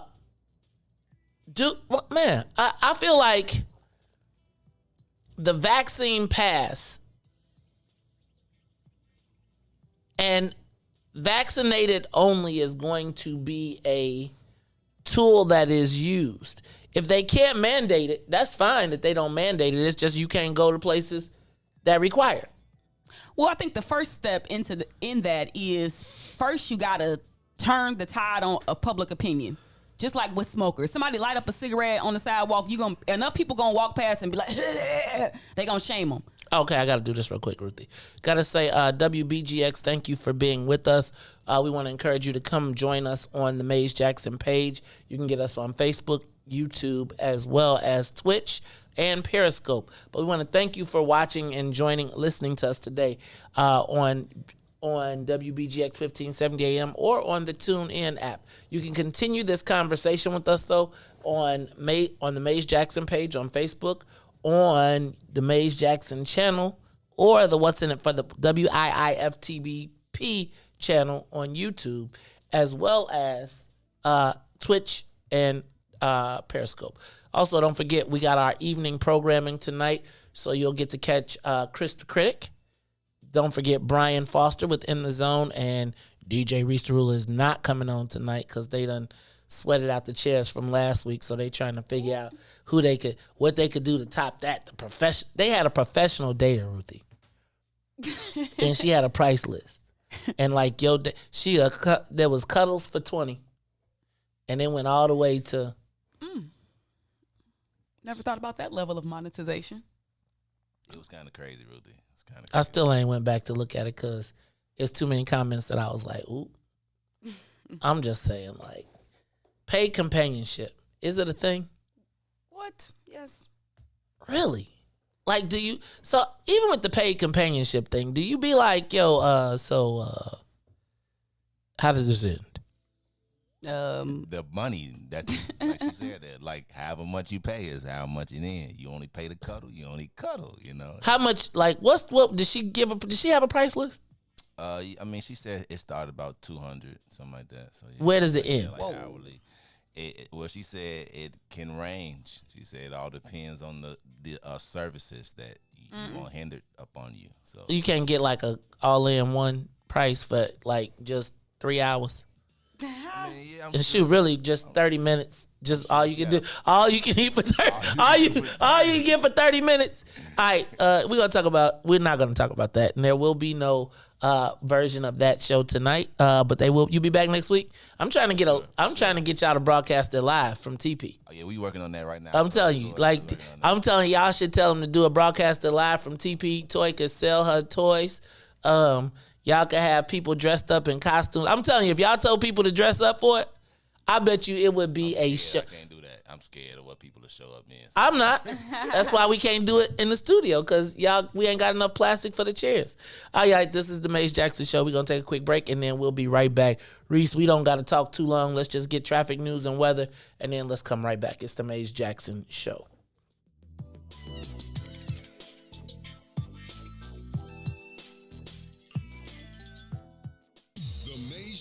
Show. We'll be back after this break. WIIFTBP. Introducing your trusted source for high-quality Black emojis, better known as Blackmoji. We believe Black is beautiful, and that beauty should be reflected in the digital market. Now there is an app that does just that, starting with Black Greek letter organizations. Blackmoji D9 offers more than an emoji app. It is a cultural experience of Black excellence.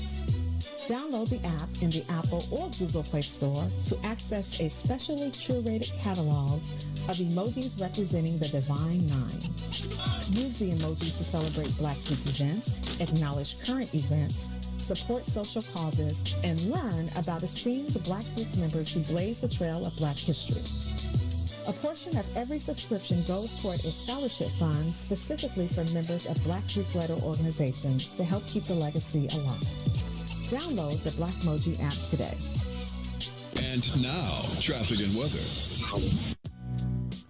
Good morning. What's in it for the Black People Media family? The time is now 8:03 a.m. and I am Reese the Ruler with your Chicagoland area sports weather and traffic update. In sports, the White Sox got some get back last night as they were in action against the Kansas City Royals. Eloy Jimenez hits a 3-run blast in the 8th to lift the Sox past the Royals 5-3. The Cubs were at Wrigley last night against the Cincinnati Reds. Joey Votto was too much for them as he homers twice, and the Cubs fall 7-4. In traffic, on the Kennedy, O'Hare to the Loop, 57 minutes. Outbound to O'Hare, 53. On the Eden, inbound from Deerfield to Exchange, 49 minutes. Exchange to Deerfield, 40. On the Eisenhower, from Thorndale to the Loop, 70 minutes. Back out to Thorndale, 52 minutes. On the Stevenson, from I-355 to the Dan Ryan, 67 minutes. Outbound will be 37. Bishop Ford from I-80 to the Dan Ryan, 40 minutes, 39 minutes back out to I-80. The Dan Ryan is 20 minutes to the Loop, 15 minutes to 95th. On DuSable Lakeshore Drive South, 55th to Jackson will be 9 minutes. Jackson to 55th will be 13. On the north side of things, Randolph to Bryn Mawr will be 8 minutes. Bryn Mawr to Randolph will be 11. Now on to weather, where it is currently 75 degrees, mostly cloudy. Today, expect a high of 84 and a low of 72. Now, I'm Reese the Ruler. Now back to the Mays Jackson Show.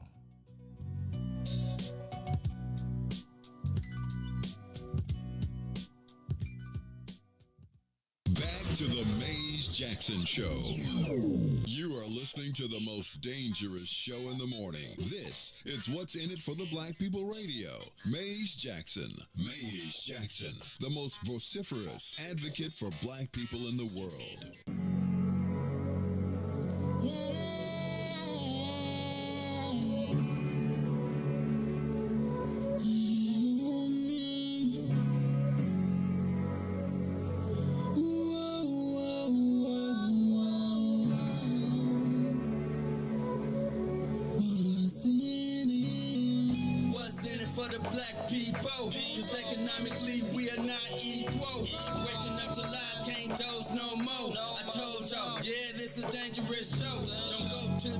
If you ain't trying to help us, don't even try to be around and can't protect us. We see the lies, not other politicians. We need money and no symbolism. It's Mays and Sonia and Ruthie and Todd, explaining how we all come from God, giving us tools to beat the odds. If we're united, our movement gon' stop. If they ain't trying to help us, they ain't trying to do nothing. We gotta do something, we gotta stop running. It's time to confront the problem. Really, you expect you oppressed to solve them. What's in it for the black people? All the lies we heard before.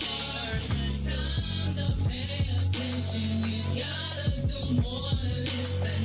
Some action with on the count of 3. Let's go. Wake up, Chicago! Wake up, world. This is the Mays Jackson Show. I'm your host, Mays Jackson. Got my co-host, Ruthelle Moore.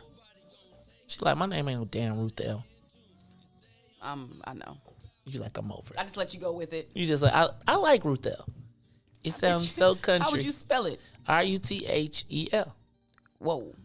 Ruthelle May Moore. Ruthelle May. Ruthelle, come here. That sounds very just like, Ruthelle, come here. What you doing? Nothing. No, people call me Ruthie May. They do. Because they go together. Ruthie May. Ruthie May, Ruthie Jean. Ruthie May Jean. Just anything. Ruthie Jean jacket. I'm going to tell you. Ruthie sheepskin. Ruthie, let me see.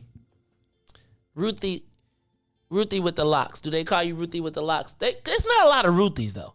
Mm-mm. Right? I was just thinking about that. Like, you don't have a lot of, like, you know, which Ruthie? Like, you say Ruthie, and it's like. Yeah, I met a couple people with my name. My grandma. Right.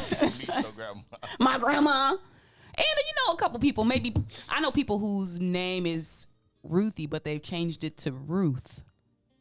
So I meet a lot of Oh, Ruths. so I thought Ruth was the base, and Ruthie is like the neck. It is. But so that's why people always want to call me Ruthie May, Ruthie Ann, Ruthie Jean.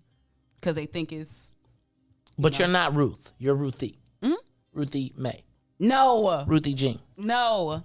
I'm not telling you my middle names. Again. With an S. Come on. Remember? I like that one. Come on. Give it to me. No. Come on. Record this, Reese. Ruthie what? No, I'm not telling Ruthie. all these My name, thousands Ruthie, of people. Ruthie. I full got it. I'm going to go government. pull it up. It's just us here. Like I said, Right, it's just Y'all crazy. It's just us. Y'all Ruthie, come on, crazy. tell me. Come on. You good. Tell me I got it. You good. You know identity theft is real. Well, you take the fun out of everything. You be like, You know, it's just some things you gotta work you for. be like, hey y'all, here go to. She be like, you know what that is? That's the air out the bubble. Some things you gotta work for. You gonna steal my identity, you gonna put in some work. You gonna be mad when you try to use my stuff, but you gonna put some work in. So you're gonna log into the maze. You give me your login. Man, you gonna be too mad. I would say right. I'm gonna click. I'm gonna tag you, and it's gonna be like some white lady, like yeah, from Svetlana from. All right, y'all. It's the Maze Jackson show. Y'all know I want to talk about Simone Biles, but I also want to talk about the Capitol riots. Did y'all see the testimony from the Capitol riots? Let's back up. I think I'm gonna do Simone Biles because we need more time. So, first of all, can I tell you that when I see Simone Biles come on TV, when I see her do an interview, when I see whatever, I have heart palpitations. Not because she's like a little baby, but I'm like excited for her because she is like literally the GOAT. Like, she's literally the GOAT, and there's nothing you could do about it. And so when she speaks with a certain level of authority. She almost talks like a white person to me. Like, and I don't mean in the standpoint of, like, you're a sellout, but she talks to me like a white person. You know how the white people just be like, this is my world. Like, they be like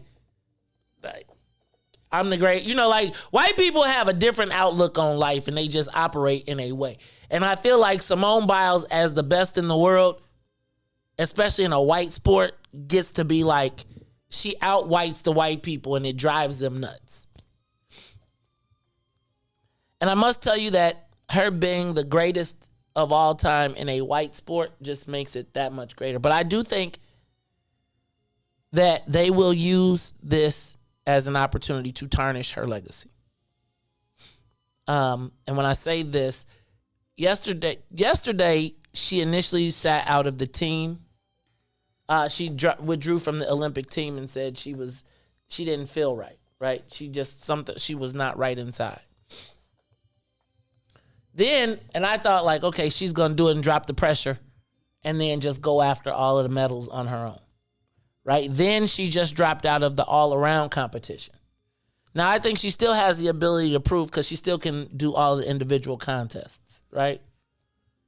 But I think in a time that we live in the place that we live in right now, white America will use this as an opportunity because I feel like they've been giving her props, but they've been doing it begrudgingly, right? Like, you can't deny her, because she is the best. And it's like, I see all the white people saying, oh, go Simone. But it's like they would really rather it be Mary Lou Retton. Like another, or Allie, or somebody like that. They really don't want it to be her. But then I got to thinking about how would they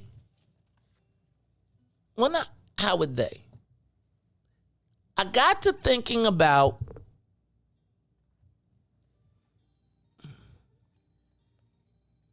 mental health and how I view it and how it's ever evolving. So I gotta ask you, let me not say this. Let me not say that, but so I feel as though if she says she didn't want to represent the United States because she was like, man, George Floyd, I would have been like supercharged. I do think that somewhere in the path of greatness, help me, bear with me here. Somewhere in the path of greatness, almost every superstar black or athlete has had to overcome, dare I say, a mental health challenge. Now, here's what I got to do. I don't want to minimize the sexual abuse. I don't want to minimize anything else. So I 100% believe she has the right to quit, sit down, whatever, however we determine it, withdraw for mental health reasons. But I do believe that part of the status of being a hero or a champion, like the ultimate, or at least in my mind, has been that you have to overcome all of the obstacles and be able to clear your mind of everything else and be solely focused on that sport or on that moment. And I feel like that is often where we talk about the greatest, like the greatest of the greatest of the greatests, period. And I think in the story of every hero, and I'm not suggesting that this is a hero, and I'm thinking about as you write this, as they write this tale 5 years down the line, will they use this? Right now, I feel like mental health is the end thing, but I also question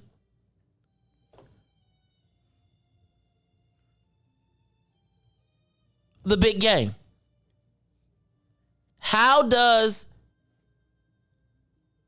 Is this something that we will see regularly now? When people say it is, and I just think about like what happens if Mike says, man, game 7, F these Bulls, I'm not feeling it. It's stressful. He did and went and played baseball. No, he got sentenced away. He got sent away. But I'm with you, and I'm not debating that. And I think he came back, and maybe she'll come back. I'm just curious. I'm just curious as to the whole situation. Like, I think about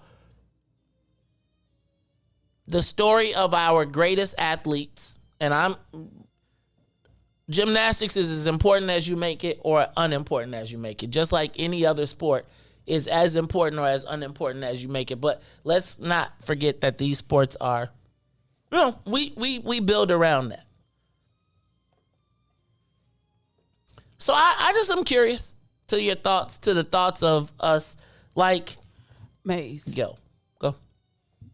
I think what we are seeing is a classic case of I don't need the white man's trinkets. Okay, I can honor that. And mental health is the most important thing, in my opinion. Mental health is the most important thing, and I hope that more common people who are not athletes who look up to them can also start to take their mental health as seriously as they see these athletes taking it. Because if you are willing to pull out of the gold standard, pun intended, Olympics, then that means that it's okay for you to call off work. That means it's okay for you to not attend this event because you ain't feeling it. It's okay for you to cut people off if they're not good for your mental health. So I hope it has a trickle-down effect, and it just makes mental health more acceptable to talk about, but also to take action to protect your mental health. I hear you. I think that they don't need them Olympics. They out here getting money. Most of the time, people went to the Olympics because you want to raise your profile. They don't need that. So my question is, I would say this. I would say that Simone Biles is in a unique position that most common people are not. Right? I think the average person has to psych themselves up mentally to get through the day, to make it happen. I don't know that everybody else has distinguished themselves as the greatest. And I'm curious to know how this plays out. I'm not debating that she don't have the right to do it, and I think it's a sport. I do think about all of the black people that work, grind, that don't have the option to say, I got to take a mental health break. But you do, though. No, you really don't. Yes, you do. You can take it in a different way. This is her form of taking a mental health break. How do you take it in a different way? You might do some yoga. You might take your 15-minute break to go take a walk that you get at work. You might decide to turn off your social media. There are ways to prioritize mental health. It's just levels to it. And I think with the Simone Biles or Osaka, like, they are at the places where most of the time we don't prioritize mental health because we be out here grinding for money. When you don't have to worry about grinding for money, you can then maybe prioritize your mental health. So that's what you talk about when you're saying some people can't take a break because you out here grinding for capital, likely. But if you got the capital, then can you prioritize your mental health? Okay. I'm with you on that. I don't know if it's the Olympics, though. So, like, what if it was a different sport? Like what? What if it was basketball? Like, let's take that out. I think, Ruthie, I think you're in a great spot.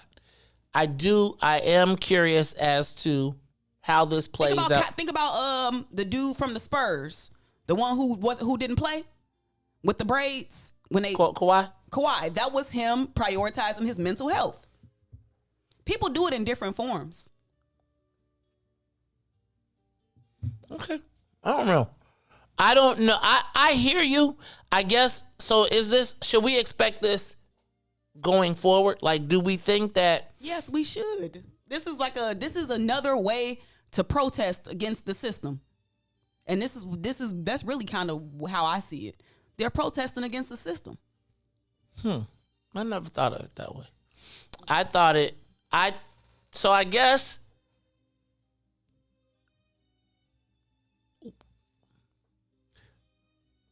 yeah, it's interesting to me. So I do feel like I don't know if I always feel like the story of the champion has always been that you had to overcome whatever those challenges are to clear your mind. Now, I'm not saying, all right. No, but you don't. That I think part of being a champion is also admitting that I'm not okay right now mentally. Everybody don't gotta walk 5 miles to school every day no more. We don't gotta do that. I can hear you on that, but so what is mental health and what is overcoming the challenge? I'm curious, right? Like I am curious to know, like, who, like, should we expect then, like in the NBA finals? It's hectic. I always think about like that first time when you had to do your speech, right? Remember when you had to do your speech? The first time you had to stand up in front of the class? I feel like I was having a mental health issue right there. Like I was shaking, I was nervous, I was scared, I was all of those different things. And there's a moment when you get control, and I'm not saying that she doesn't have to do that. When you get control of your emotions, you slow your heartbeat down, you can hear it, and then you walk out. And I don't think that she has not a opportunity to. I wonder, will they still define her as the GOAT? We will. Yes. They changing the rules. Okay. She ain't got nothing to prove to nobody. Okay. I'm with you. I'm not gonna say I don't know. So I 100% support Simone Biles. I think that we now have to change the way we look at sports. Right? I think I got to change the way I look at sports. No debate. I think that the story of the person, the champion, has always been the person that has overcome whatever obstacles. Whatever the white man threw at him. And that's the state of us for black folks. Exactly. But we ain't got to do that. Okay. You don't got to suffer in silence. I'm not debating that, but do you go to you don't got to suffer in silence. It is okay to speak up about if you have a problem. Mental health is a real thing. Mental health is just as important as physical health. You could be in the top physical shape of your life, but if your mind ain't where it needs to be, then you ain't healthy. It's okay to admit that so you can take the steps to overcome it. And I think we got to prioritize that in the black community. It's interesting. So I feel like I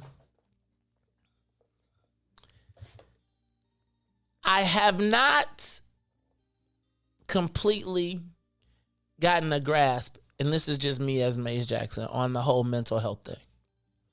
And the reason that I'll say I have not gotten a whole grasp on the whole mental health thing is because I don't ever feel like I've ever had the option to not press through. Right? Like, I'm not saying that it's good or bad.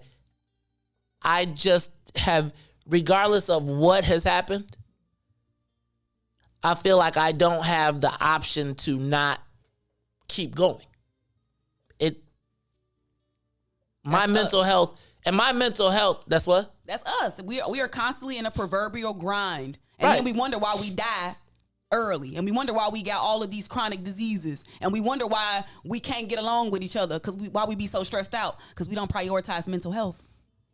And I'm not debating it.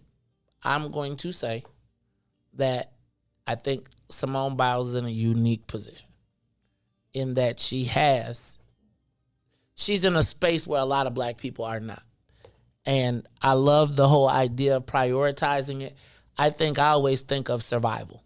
I always think from the standpoint of, and maybe that's why maybe I'll die early or whatever.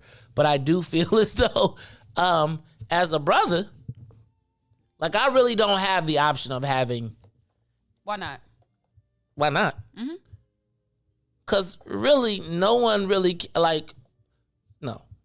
Why not? Because who really cares? Really, who cares what happens to the black dude, right? Joe Dog, you got to do what you got to do. You got to turn it out. It's not just about black men. It's about black women. I know you done heard of the strong black woman.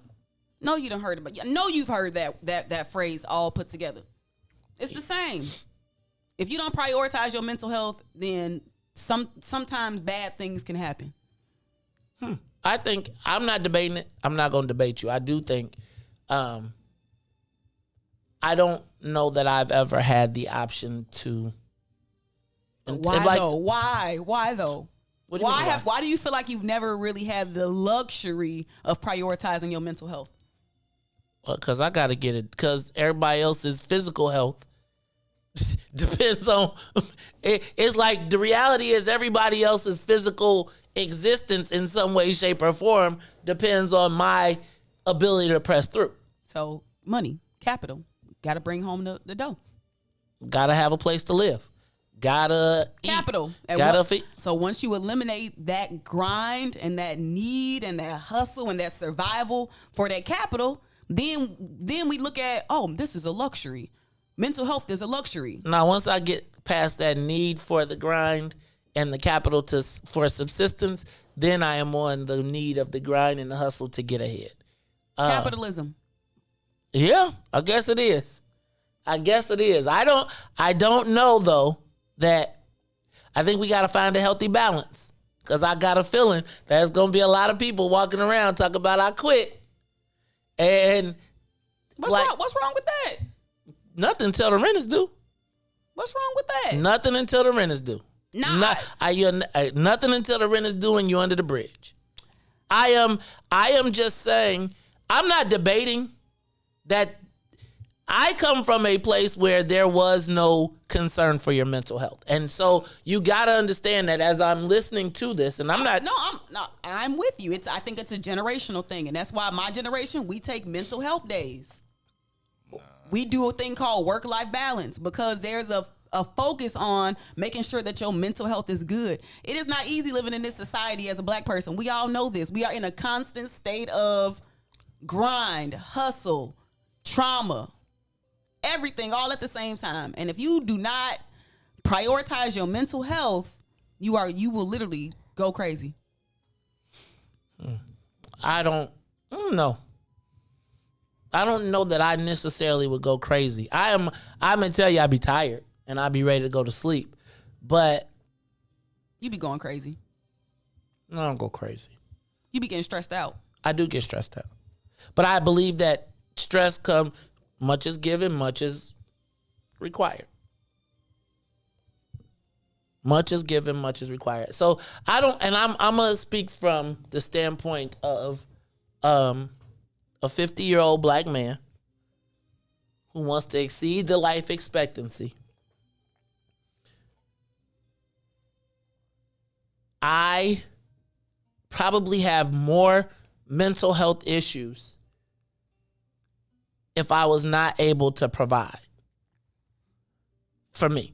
Like, there would be no more stress in my world than not being able to take care of my family. That probably would wear me out more than anything else. And like kind of chilling out on a day when I know that there's things that exist that we got to do, and I'm like, my mental health is a priority, I think I would probably be jacked the next 2 days. And I do feel like this is clearly a generational thing, right? I don't know that we're watching The Last Dance if the GOAT says it's too much. I don't think that racism has gotten any less, right? I think we may we acknowledge it and we know that it is. I just feel like racism is like a given for me, right? So it's like if I gotta stop for racism, then I'm gonna be stopping all the time, right? If I can't, and I have to gear my mind in a space that says that I'm not going to allow racism, the stress of racism, the thoughts of all of these videos and everything that I'm seeing. And I almost feel like seeing all of this stuff just compounds this thing. It's weird. It is definitely weird for me to hear, like, I can't imagine a man who has a family, who has responsibilities that require him to grind, to be like, I'm taking this day off because I need to take a mental health day and the shorties don't eat today. I feel like that would be way more stressful for me. But I think that's an extreme. Like, you just took it extreme. If you take one mental health day from your 40-hour plus job a week, your kids will still eat. But what are the ramifications of you going to work and then coming home and treating them like crap because you stressed out? Oh, I go to sleep. No.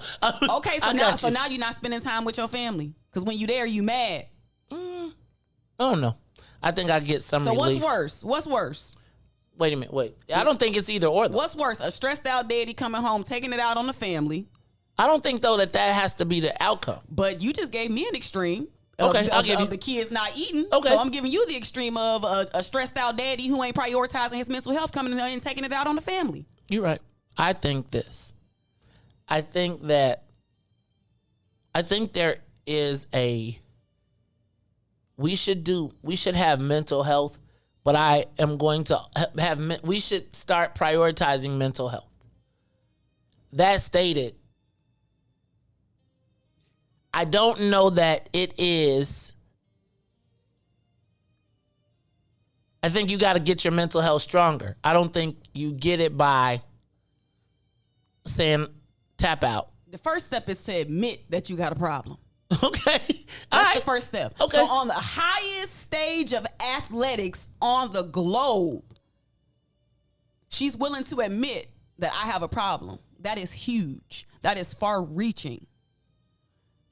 And I guess if I was to write the story, which I'm not, I would write the story as she had tremendous mental issues, and I took it, and for 45 minutes in a day, I put that all behind myself. I always think of the artist that says that all of the terrible things that were happening, I lose myself on the stage. I would tell you that for all of the times that things have been not the best, when I get into the place, and I guess, again, I'm buying into the whole narrative of, like when people get into places, they have it's their space. It's the one place where when Prince came on stage, he was able to ignore all of the things that happened, right? When I come in here, like, no matter what's happening, I almost feel like I can put it on pause until I'm done.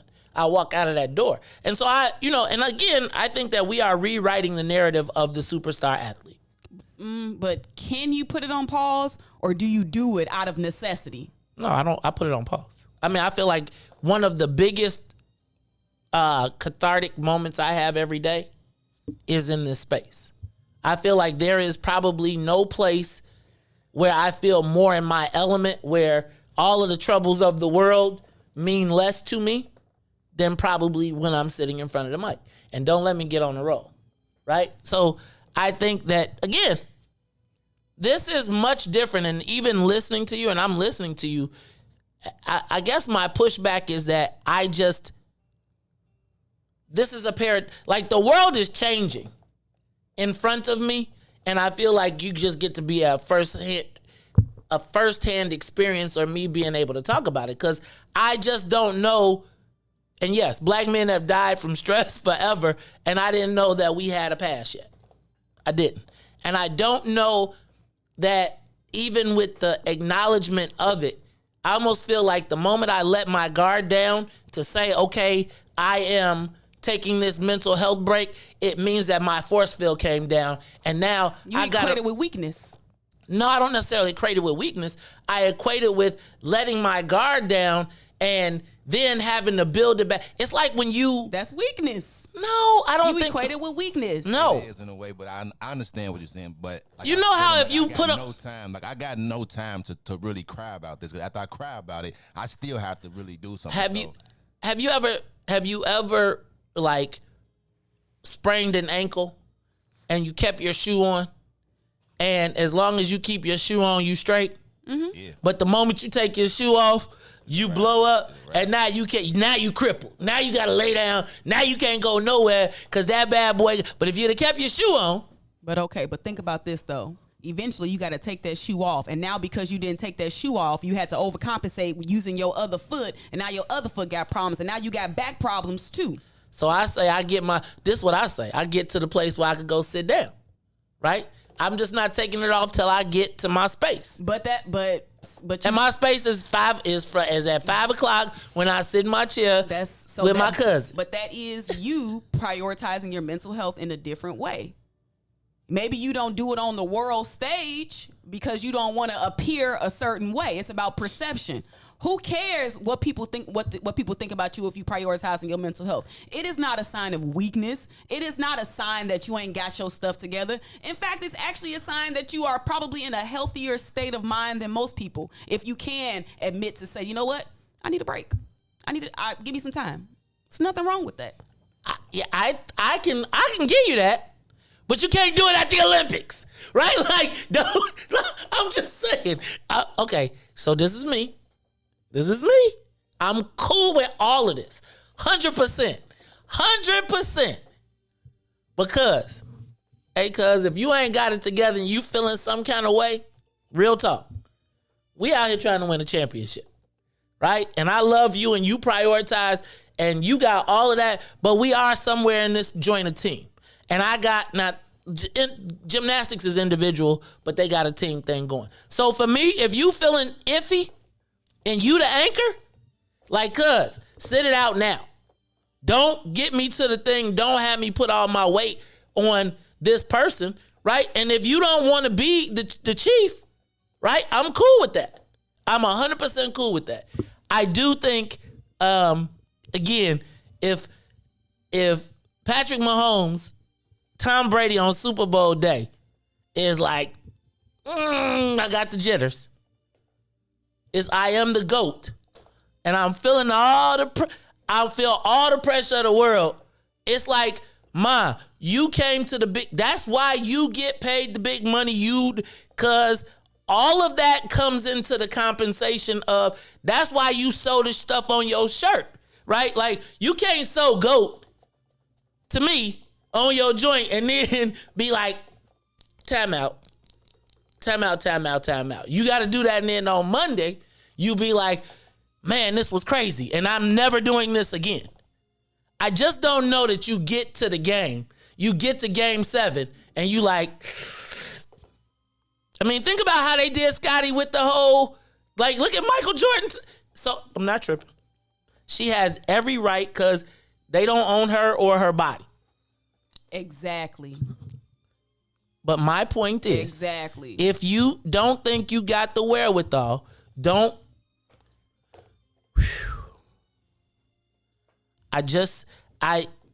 I'm gonna just tell you this. This ain't gonna work the same way long term as like I think the Naomi Osaka thing, that was a good thing. I mean, not a good thing.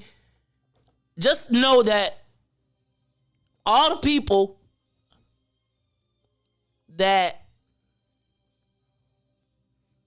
I'm going to tell you they're going to use this against her. Who cares? I got you. Who is they? Who? The International Olympic World. Okay. So what? I'm with you. She's the GOAT. They are changing the rules because she's so good. She has nothing to prove. If she ain't feeling right, then she ain't feeling right. And we should support. We should support that. I support her. I'm supporting her, but I gotta. We need to prioritize mental health. So can I ask a question? Is there mental? So let me ask a question. When we talk about prioritizing mental health, will we build up a mental muscle that allows us to then be stronger in tight situations? Or is it just do what you want, do how you feel? And because I just feel like she got the luxury of doing that. It's always going to be people that finesse the system. We know this. People going to always do that. Just how people finesse FMLA. We know people going to always finesse the system. But it's important for young people and old people to see, like, I can prioritize my mental health. LaVon McGee says she pregnant. On this on this global stage, I'm willing to tap out because I'm not feeling good mentally. That's an example. That is, okay, so let me just say this. That is a interesting example for the future.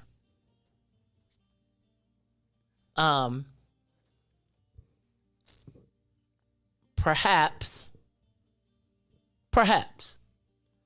as part of the training going forward, mental health should be part of it. There should be mental health assessments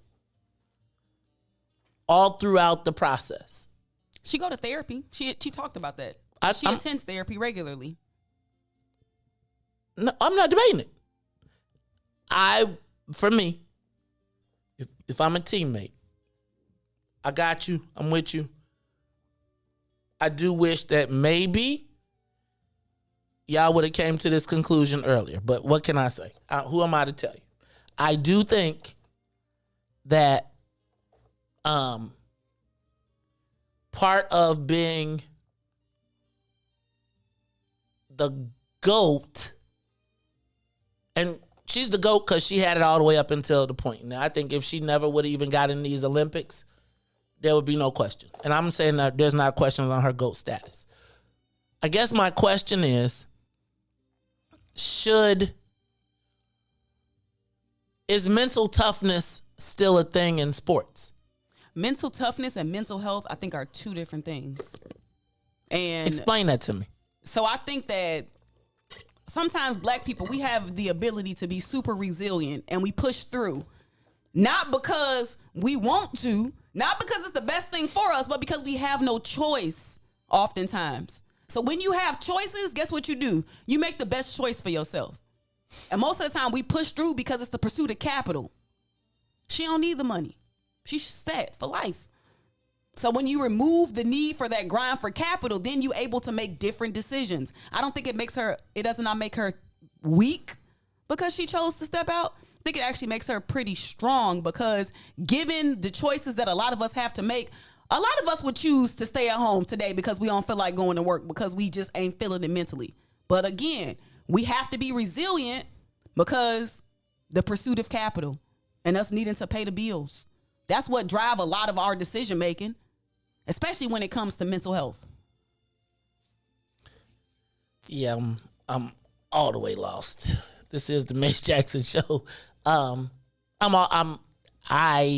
This is a paradigm shift, right? And I am from a space that I think she always has the opportunity to opt out.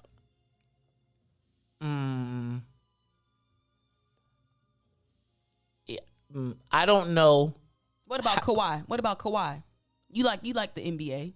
I was like, wait a minute. You wanted him to start back playing when he didn't feel like he was ready? That was meant to me. That was mental health. I feel like this is how I feel. If you can play physically, then you play. If I'm paying you for it. See, there again. There go that word: capital, money, pay. No. You can't have them both though. You can't say, I want all of the. You don't play all of your life to get to the league to be a multimillionaire and then be like, yo, I'm not playing. Yes, you can. I mean, okay. You can though. Why not? Why can't you? Why can't you? Most of the time, people trying to get to the league so they can get the bread. Once you get the bread, you can make different. You make different choices. You make different decisions. Just like LeBron said, I'm taking my talents to South Beach. Oh, you can't do this. You can do whatever you want to do. Just because you paying me this a whole amount of money, you don't own my body. You don't own my mind. And this was her taking back her mind and her body. Sometimes protest is mental health. Like, I ain't being a part of this. I'm done. I don't know. I feel like we wouldn't even care. Yeah, I feel like work is a trade. How much you get paid for your job is based on the value of the job. But I believe that work is a trade. I think that employer-employee, if I guarantee you on your weekday that this is the day or whatever, there's like a contract there. And it's like there are many days when people feel like, when I felt like I don't feel like going to work, but okay. What if the contract unequal? What if you got to work 40 hours, you getting paid $10 an hour? Go to school. Get different training. Take you a mental health day. Go ahead, but you don't. But you would be a day behind. You'll be another, like, no, you won't. You know why? You know why you might be a day behind? Because we don't have adequate PTO in America. We don't have adequate health care in America. We always put stuff on the backs of people because we are in the pursuit of capital and grinding. If you work 40 hours per week and making $10 per hour, come on now. And then you could say, oh, just get a better job or do something different, but it ain't always that simple for people. So if you got to go to work for 40 hours a week to make $15 an hour, you should have you some PTO days where you could take you some mental health days if you want to. But I feel like that's all the rest of the time that you have. Like, what you mean, when you go home because you mad to yell at your family? But why? See, I guess I've never really had to work at a place where I didn't want to work. There it is. Right? But I also tried to make choices along the way that avoided that. Like, there were things that I saw that said, that's not going to be me. Period. And whatever it requires for me to do, and even if I have to grind extra from 20 to 40 so that at 50, I can enjoy the fruits of my labor and start to move and start to enjoy life. I feel like there's a miss of dudes. What you mean, Brandon? Lucky me. That you never had to work at a place where you didn't like it or that you didn't feel like, I need a mental health day. I worked at McDonald's though, right? But I loved it. Right? But everybody don't like their job, Maze. You just said I love work though. I love because you like capital. That's not the only reason I love work. Why else you like work? I don't make goddamn no money here. None. Neither do I. Right. But I love what I do. Maybe not you, but I love what I do. It's all right. But I'm saying, I love what I do. I just don't know. I feel like you can't have it both ways. What do you mean?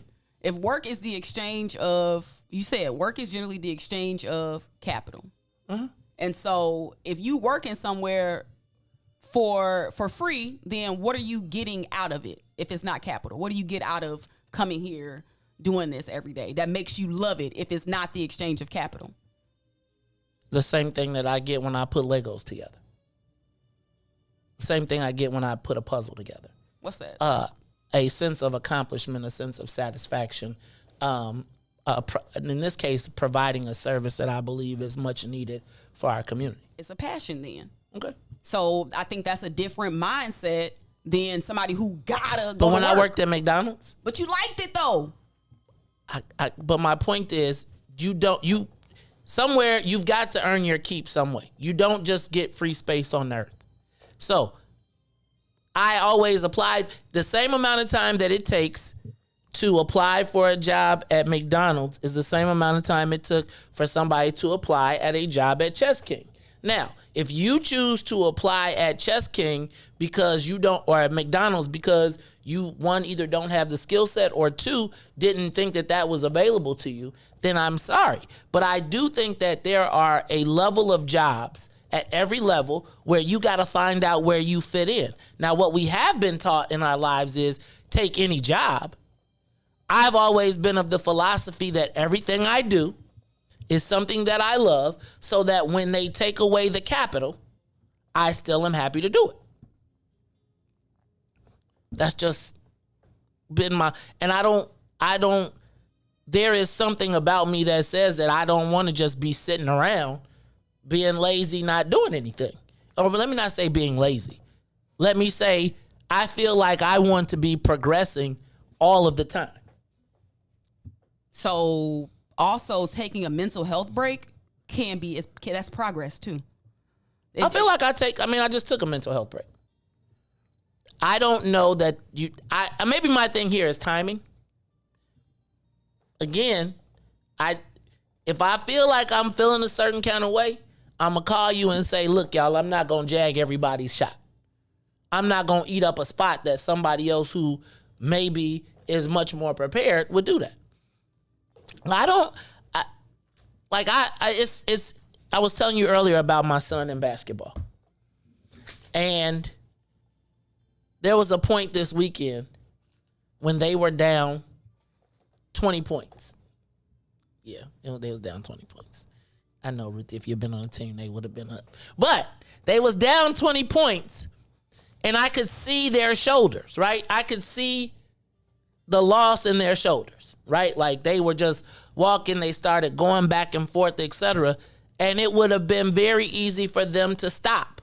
And quite frankly, a bunch of them quit. And to my son, I was like, hey, Joe, you got to push through this. You wanted to be a basketball player. This is what you asked for. You asked for the big stage. This is you counting down 3, 2, 1, 10, 9, 8, 7, 6, 5, 4, 3. So don't, when you get in the game, be like, man, these dudes, it didn't go the way that I thought it was going to go. So now I'm tapping out.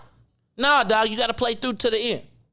Now, when you get through, you can come get in the car. You can't cry, but you can get in the back seat. You could wallow in whatever. You could be mad. You can grumble. You can do whatever, but you got to get through.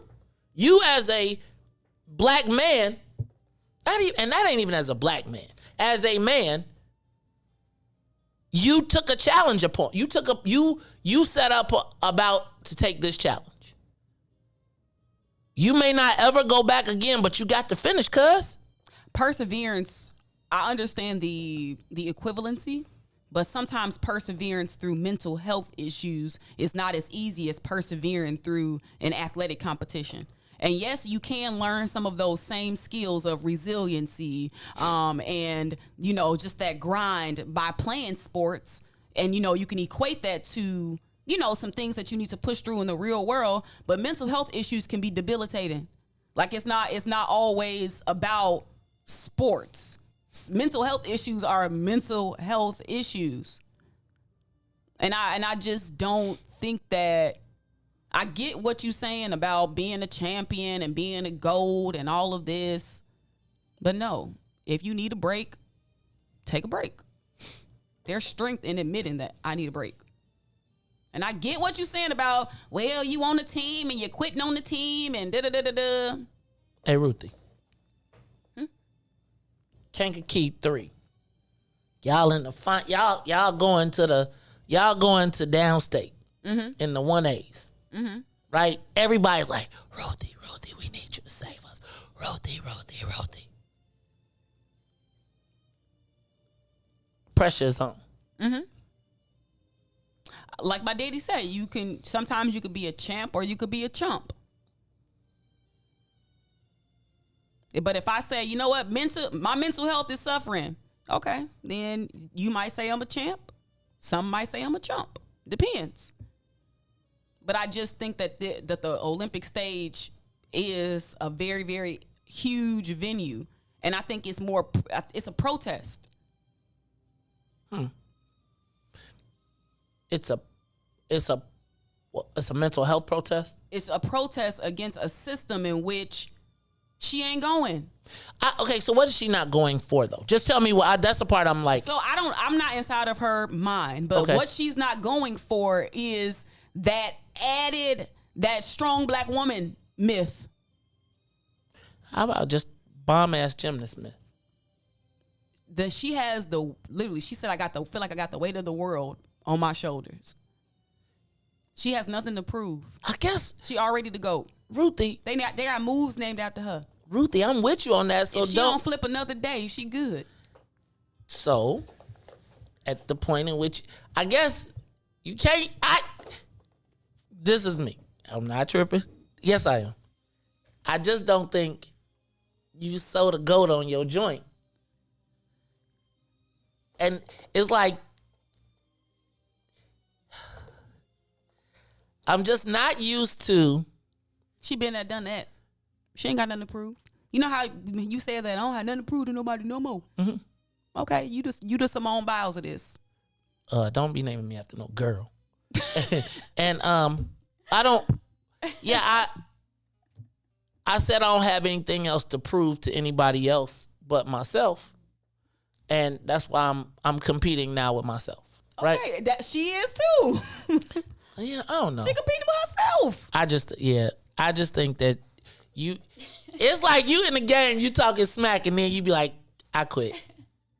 You in the game, Ruthie. You crossing mugs over. You like, I beat you and your mama. One hand tied behind my back. I am the greatest. Time out. I quit. I mean, I'm a team player, so I don't seek to ever hurt my team. So it's just different strokes for different folks. Like, if you put more of a priority on team, then maybe she would have been like, okay, let me just do these flips. But she chose to put a priority on her own mental health. Okay. I'm not mad at that. I'm not either. I'm not mad at it. I'm just not necessarily advising that would probably not be the same advice I would share personally. Mm-hmm. I think we know that there are mental challenges just like there are physical challenges.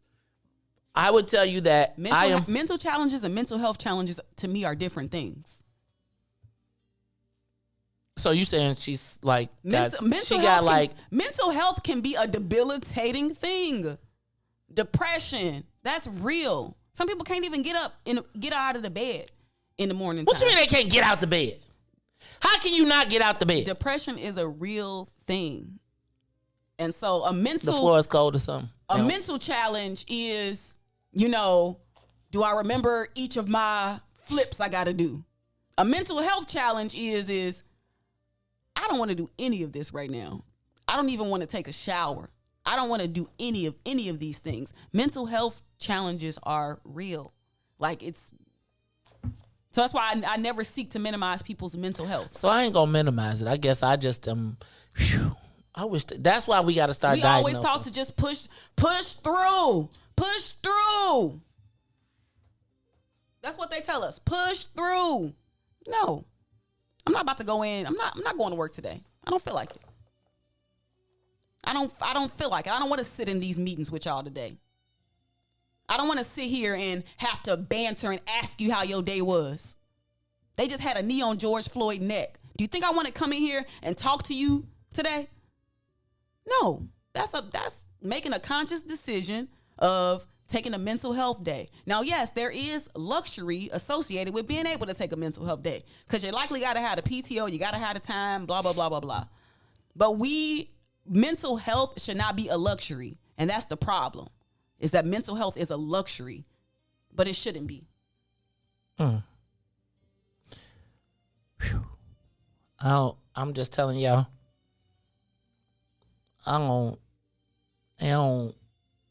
This world is changing before my eyes. It's nothing that I can. It's like I don't really want to argue with you on your point because I feel like you have a legitimate point. I don't know that I've ever felt that I've ever had that luxury, bad or good. And it is probably a symptom of being a black man. Maze, black women have the same thing. I'm not debating. I'm speaking for me right now. So black women, clearly the whole genesis of this conversation was a black woman, right? So I don't want to minimize that at all. And when I speak black people, I don't think we've ever had the luxury of really taking in the full effects of racism on us, right? Because the moment that I feel like every time if I was to stop and take it all in, it's like taking that shoe off, right? And I usually, when I used to have my gout issues, and I knew that if I could get my shoe on in the morning, I could make it through the day. And maybe I had to overcompensate with that other foot. No, I just said, Ruthie, don't close that door. And I'm taking the elevator. But I'm not debating that I had to do all of those things. But what I would say is, I don't know now. Heck, I lost my whole thing. I do feel like I'm not exactly sure how to operate today sometimes. It's like I don't know where the value lies. Like, it ain't in working yourself to death. See, again, and I gotta be honest with you. I've never seen myself as working myself to death. I've always seen myself as working towards the goals that I have. That's what we all say. Yeah, but until we never get there, and now we done did the proverbial grind. I think so. I would disagree with that for me. I can't speak to anybody else, but I can say that for my list, it's pretty much accomplished. My lists, and most of the path towards accomplishing those things on my list have been accomplished through a combination of work and life. And because my work has always been an integrated part of my life, and again, I really haven't been an employee. I've always really been my own person. I've always found work to be beneficial. There's been days when I didn't want to go, but I think those are the things that gave me the intestinal fortitude to become a person that has to go in and fight more to create more opportunities. But I am trying to learn about this mental health thing. I'm going to work on it because I do think that black men have always been taught, hey, Joe, don't nobody care about if you can't provide, you really ain't there. And I think that probably my fear has always been to never be one of those dudes who couldn't provide. I don't know. All right, Ruthie, give us your close. Ooh, shout out to Kevo. Uh-oh. This dude I met yesterday when I was bike riding. You shady than a mug. He walked up to me and was like, Ruthie. And I was like, First of all, you shady though. I don't know you. But he said he watched the show. So shout out to Kevo. Kevo, shout out to walking up to Ruthie, talk about, so what's up? I mean, he said my name and I was like, okay, this person know me, but who is you? Didn't you ask Ruthie if she was bike riding yesterday and she told you no? No, ooh, you shady. No, he ain't asked me that. You shady though. I told y'all, like, I got you. I'm not. Maze, I gotta go to work. Ruthie, you want me to take a mental health day? Oh, you don't believe in those, so I gotta go. That's a physical health day. See how Ruthie be, y'all. This is the Maze Jackson. I gotta go because I gotta go to work. Right. This is the Maze Jackson. Well, no, you don't. Take a mental health day. No, you don't believe in those. No, you tell them. Tell the white people. Tell the white people though. It's weakness. Tell the white people. You see how Todd took some time off. He said I can only come in 3 days a week. He didn't even come in 5 days a week when he wasn't working. But that's him prioritizing his mental health. No, that's him prioritizing where he getting that check from. Mental health, the pursuit of capital. So are they equivalent? Mental health and the pursuit of capital, they go hand in hand. Oh. Because we always on the pursuit of capital. And well, I'm going to tell you what, when I can't pay my bills, I sure can't go to sleep. Hey, y'all, this is the Maze Jackson Show. So for Maze and Sonia and Ruthie and Todd, DJ Reese the Ruler, I am the host of the Maze Jackson Show. See, I didn't even get to my other question about how racist are white people in Chicago? I was going to ask that because I wonder, how deeply rooted is it? Because are they still actively racially against us, or have they laid the foundation and we just be walking down the path? We're going to talk about that some more too. But I'm about to go somewhere and cry. Oh my let it all out. Oh my goodness. I'm going to get in touch with myself. Oh my goodness. Oh. See, this is why you better stop doing that. This is why black men don't go to therapy. Tito, hand me a tissue. But I was just raised like that. Like, okay, now that happened. We know now societal what? conditioning. Stop crying. You know, after you No, it's not stop crying. Stop crying before I give you something to cry about. That's what it is, right? I'm just telling you, y'all. It's just different. But y'all, I learned a lot, especially with the two of y'all. Reese, you around here amen behind the joint, and I'm like, Reese, what? Reese got a deep voice to be. You be crying, Reese? You cry, Reese? My wife, like, you can't even do that no more. Like, it's different. Like, when they say something to me, I be like, that's soft to me. And oh, like, my goodness. Oh, my God. Somebody just texted me and said, Ruthie is so right, but our generation is soft as hell. And that's all I got to say. Like, and it's like it's a metrosexual Negro calling me. Oh, my goodness. He get his nails polished. No, I'm just playing. But I'm just saying, like, y'all are soft. No. Yes. No. Yes. Ruthie. Listen. Your daddy. Your daddy, daddy was not. He ain't taking no mental health days. No, he said we got to make sure Ruthie gets some cream of wheat because he couldn't.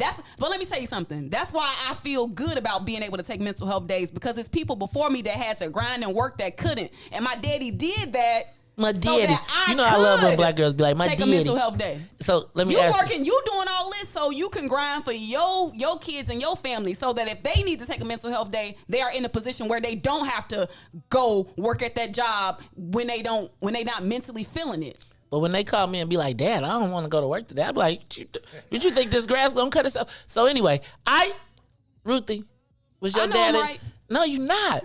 Right. You want to marry a man like your daddy, or you want to marry a man that's with sensitivity? You know what? It depends. Because I remember my daddy coming home from work being mad and being angry and being grumpy. And then he took you fishing. But he was still mad and angry and grumpy. He was going to be that regardless.